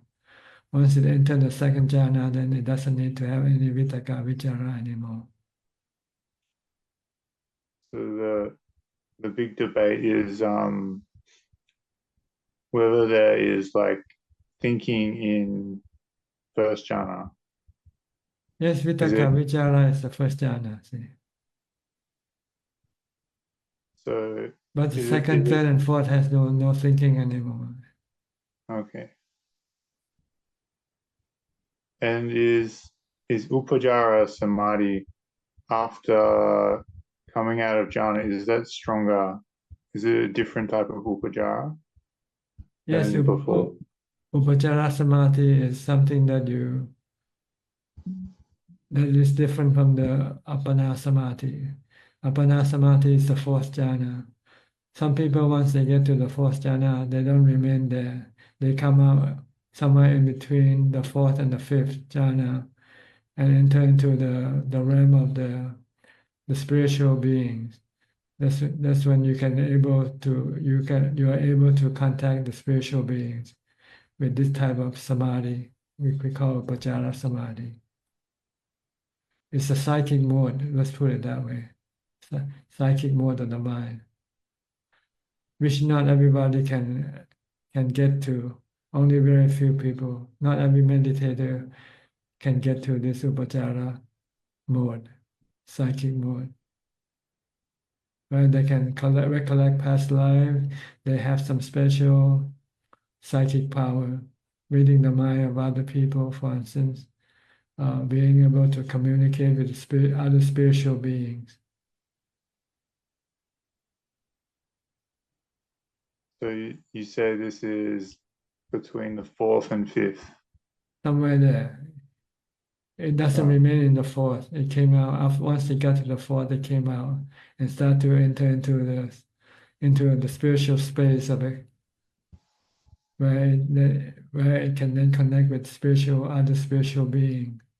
Like the Buddha, when he give Dhamma talk to the spiritual being, the devas, he has to use this mode of samadhi, psychic mode.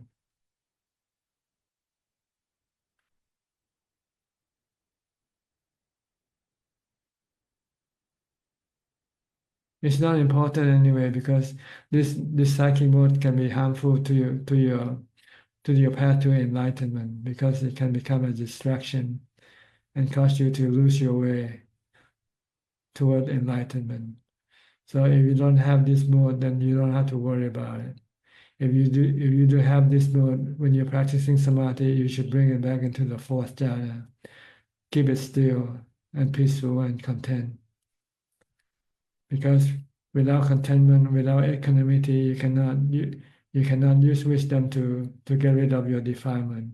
You cannot stop your defilement with just wisdom alone. You need equanimity from the fourth jhana to be able to stop your defilement. I think you're gone from the screen. I'm not sure where you are. Are you still here? I don't think so. Okay, maybe his connection is lost. I'll go to the next person, which is Gary from Singapore. Hi, Gary. Good evening, Ajahn. I have no questions tonight. Just happy to be listening to you. Thank you. Okay, I'll go to Colorado with Julia. Hi, Julia. You have to turn on your microphone. Yeah. It's not on yet. Okay. สวัสดีค่ะพระอาจารย์ สบายดี สบายค่ะ Is ส that บาย right? ดีค่ะ สบายดีค่ะ สบายดีค่ะ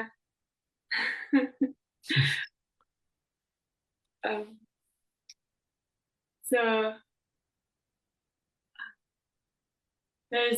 it's a nice difference when the people ask the precise meditation questions. It's really useful to listen. So I feel grateful.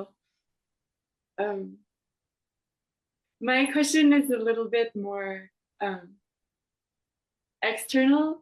So I've been enjoying doing yoga asanas more, like the India kind. They also have, like, I dedicate, in my life to Buddha Dhamma, but I also find that that tradition of the asana, they also have a path of 8 and some similarities and some differences, but I feel like during the postures, it brings back the mind from the state that Ajahn was just describing back down a little bit, so that it keeps the concentration more, it keeps it in a more embodied realm. And I find that maybe that's beneficial. Does Ajahn do any kind of movement exercise? I really respect one Ajahn who does yoga, asana, and another Ajahn who does qigong. So I wonder, is that a normal thing? Yes, we can do stretching and bending our body to get rid of some of the physical pain from the body. To stretch our muscles. Sometimes it gets too tight. So we stretch them by stretching our body in various ways. But this is mainly for the body. But if you want to do it for your mind, you also have to be mindful with every movement of your posture. Okay. Then you are doing it for the body and the mind as well. The mind can get benefit from being mindful, and the body can get benefit from having the body posture change or switch or stretch. So it depends on how you do your yoga. If you do without mindfulness, then you only do for the body. But if you do with mindfulness, then you do both for the mind and the body as well. Okay.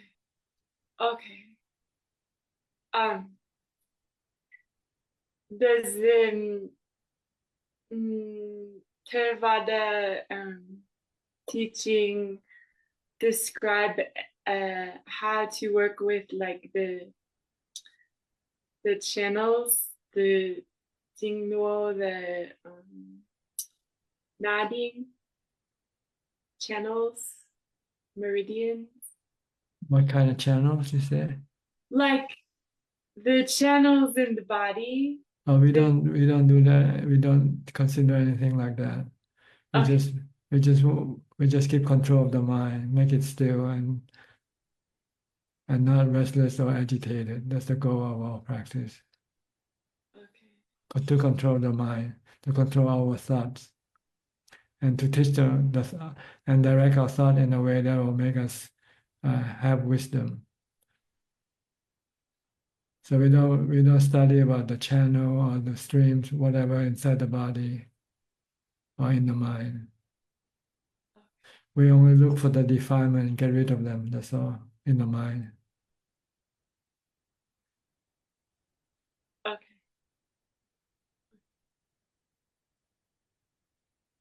Understand what I'm saying? I try my best to explore those experiences, but it's not perfect.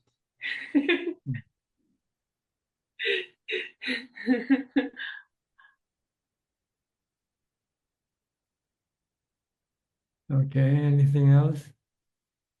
At this time, I'm just listening. Yeah. Anumodana. Okay, Sadhu. I'll go to Jacob now. Hi, Jacob. Where are you from? Hello. Thank you for being able to attend here. It's a bit surreal, to be honest, that it's possible to speak on the internet with you and with other people. I'm from Germany, near Hamburg, small city. Yes. Is there any question you'd like to ask? Yes, there is. Thank you. At the moment, I like for the last for like some period, I experience a lot of emotional dukkha, and I find it quite difficult to find inner security, and then I try to look for security outside, and this seems to be unstable as well. And I find it really difficult to find an inner refuge. And I would like to ask if you have advice how to develop that. Yes, you need to develop mindfulness. So if you have mindfulness, then you can have control over your emotions. You can calm your mind and stop your restlessness and agitation. And the way to develop mindfulness is either reciting a mantra like Bhutto, Bhutto as much as possible from the time you get up to the time you go to sleep. Or if you cannot recite mantra all the time, you can switch to watching your body movement. Tie your mind with the body. Don't let your mind go thinking about other things except your body. Watch what your body is doing at the moment. If you're walking, watch that walking. If you're sitting, if you're standing, just keep watching. If you're eating, watching. If you're taking a bath, just keep watching the body. Don't let the mind go think about other things. Then you can eliminate or control your emotion that way. Your emotion is caused by your thinking. See, so when there are no thinking, then the mind becomes empty, peaceful, and calm, without any emotion. And if you can have time to sit down still and then watch your breath instead, meditate by watching your breath to continue controlling or stopping your thoughts.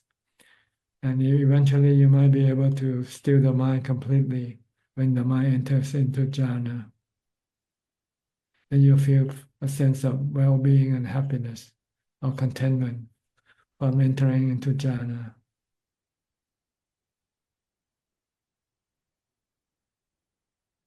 Then all the worry, anxiety, all the emotion will be gone from your mind most of the time.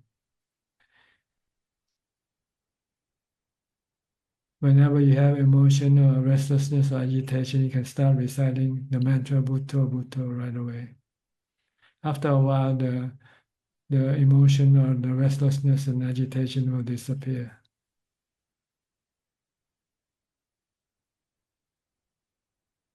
Okay, have you tried doing any mantra, reciting any mantra before? I have tried before, yes. And there was some time ago, I started to develop quite a severe mental illness, psychosis, and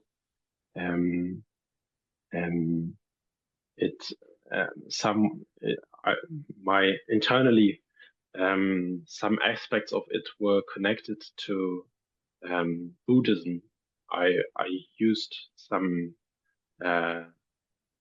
aspects of Buddhism to develop like kilesas even more because I practiced incorrectly, and there was quite some time where I tried to practice meditation, and it always seemed to go in the wrong direction at that time. But yes, at the moment I don't have as much guidance, so I'm not really trusting myself whether I can meditate or not. But at the moment, I think it is possible, and I will. Yes, the right way to meditate. The right way to meditate is to have mindfulness controlling your mind. When you meditate, you have to be mindful of something like your breath or a mantra. Then you can keep the mind still, peaceful, and happy. When you lose your mindfulness, then your mind can become restless and agitated and emotional. So you have to bring back mindfulness. That's all you have to do. The word is mindfulness, the key to a peaceful and contented mind.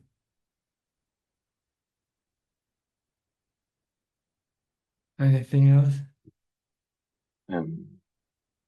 think not for the moment. I think it's Okay, best to fine. just practice now. Yes. Okay, try to practice mindfulness. You'll see the difference. I guarantee you, if you can continue with your mindfulness practice, you see Thanks that a you lot. might become more clearer, more empty, more peaceful, and more happy. Okay. Thank you, Ajahn. Okay, next PL and Indira. Haven't seen you for a while, Indira. Good You were morning, gone last week, Translator. huh? Yes, I was a little busy with my mother, so yeah, I was being good, just like you said. I was being a servant and a Santa Claus. Yeah. And maybe it was a little too much for me, but it's okay. Now there's a Well, balance. if you want to show loving kindness, that's what you have to do. Yes, Make other people happy. yes, I've been doing that very much, but I'm getting old too, so but yeah, now I have found a bit of a balance, so which is good, Tana Jan. Yes. I have been the reindeer of Santa Claus. You have been Rudolph the red nose. nose. He always becomes a good person with my mother. What happened to your red nose? Oh, only when she hits me. God, that's horrible. Okay. Sorry, I was just joking. How are you, Tana Jan? Very well, thank you. So nice to see you. Yes, after so long. It's very cold here. It's minus 12, I think, and minus 26 with the wind chill. So we are really freezing. cold, It's a really cold. cold. No.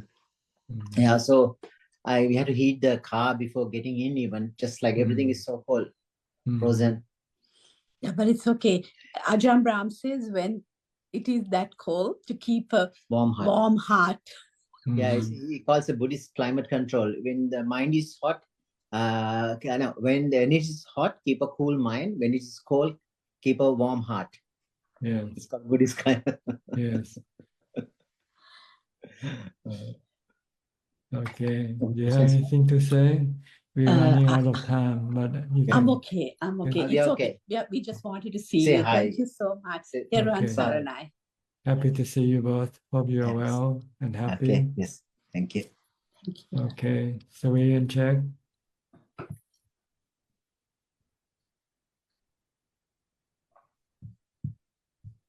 Unmute your microphone first. Okay. Is that good? Greetings, Tana Ajahn. Greetings, Ajahn. No question. No question. Yeah. Okay. How about you, Sri? I initially got a question, but I think I found the answer. So Okay, good then. Thank you, Tana thank you, Ajahn. Ajahn.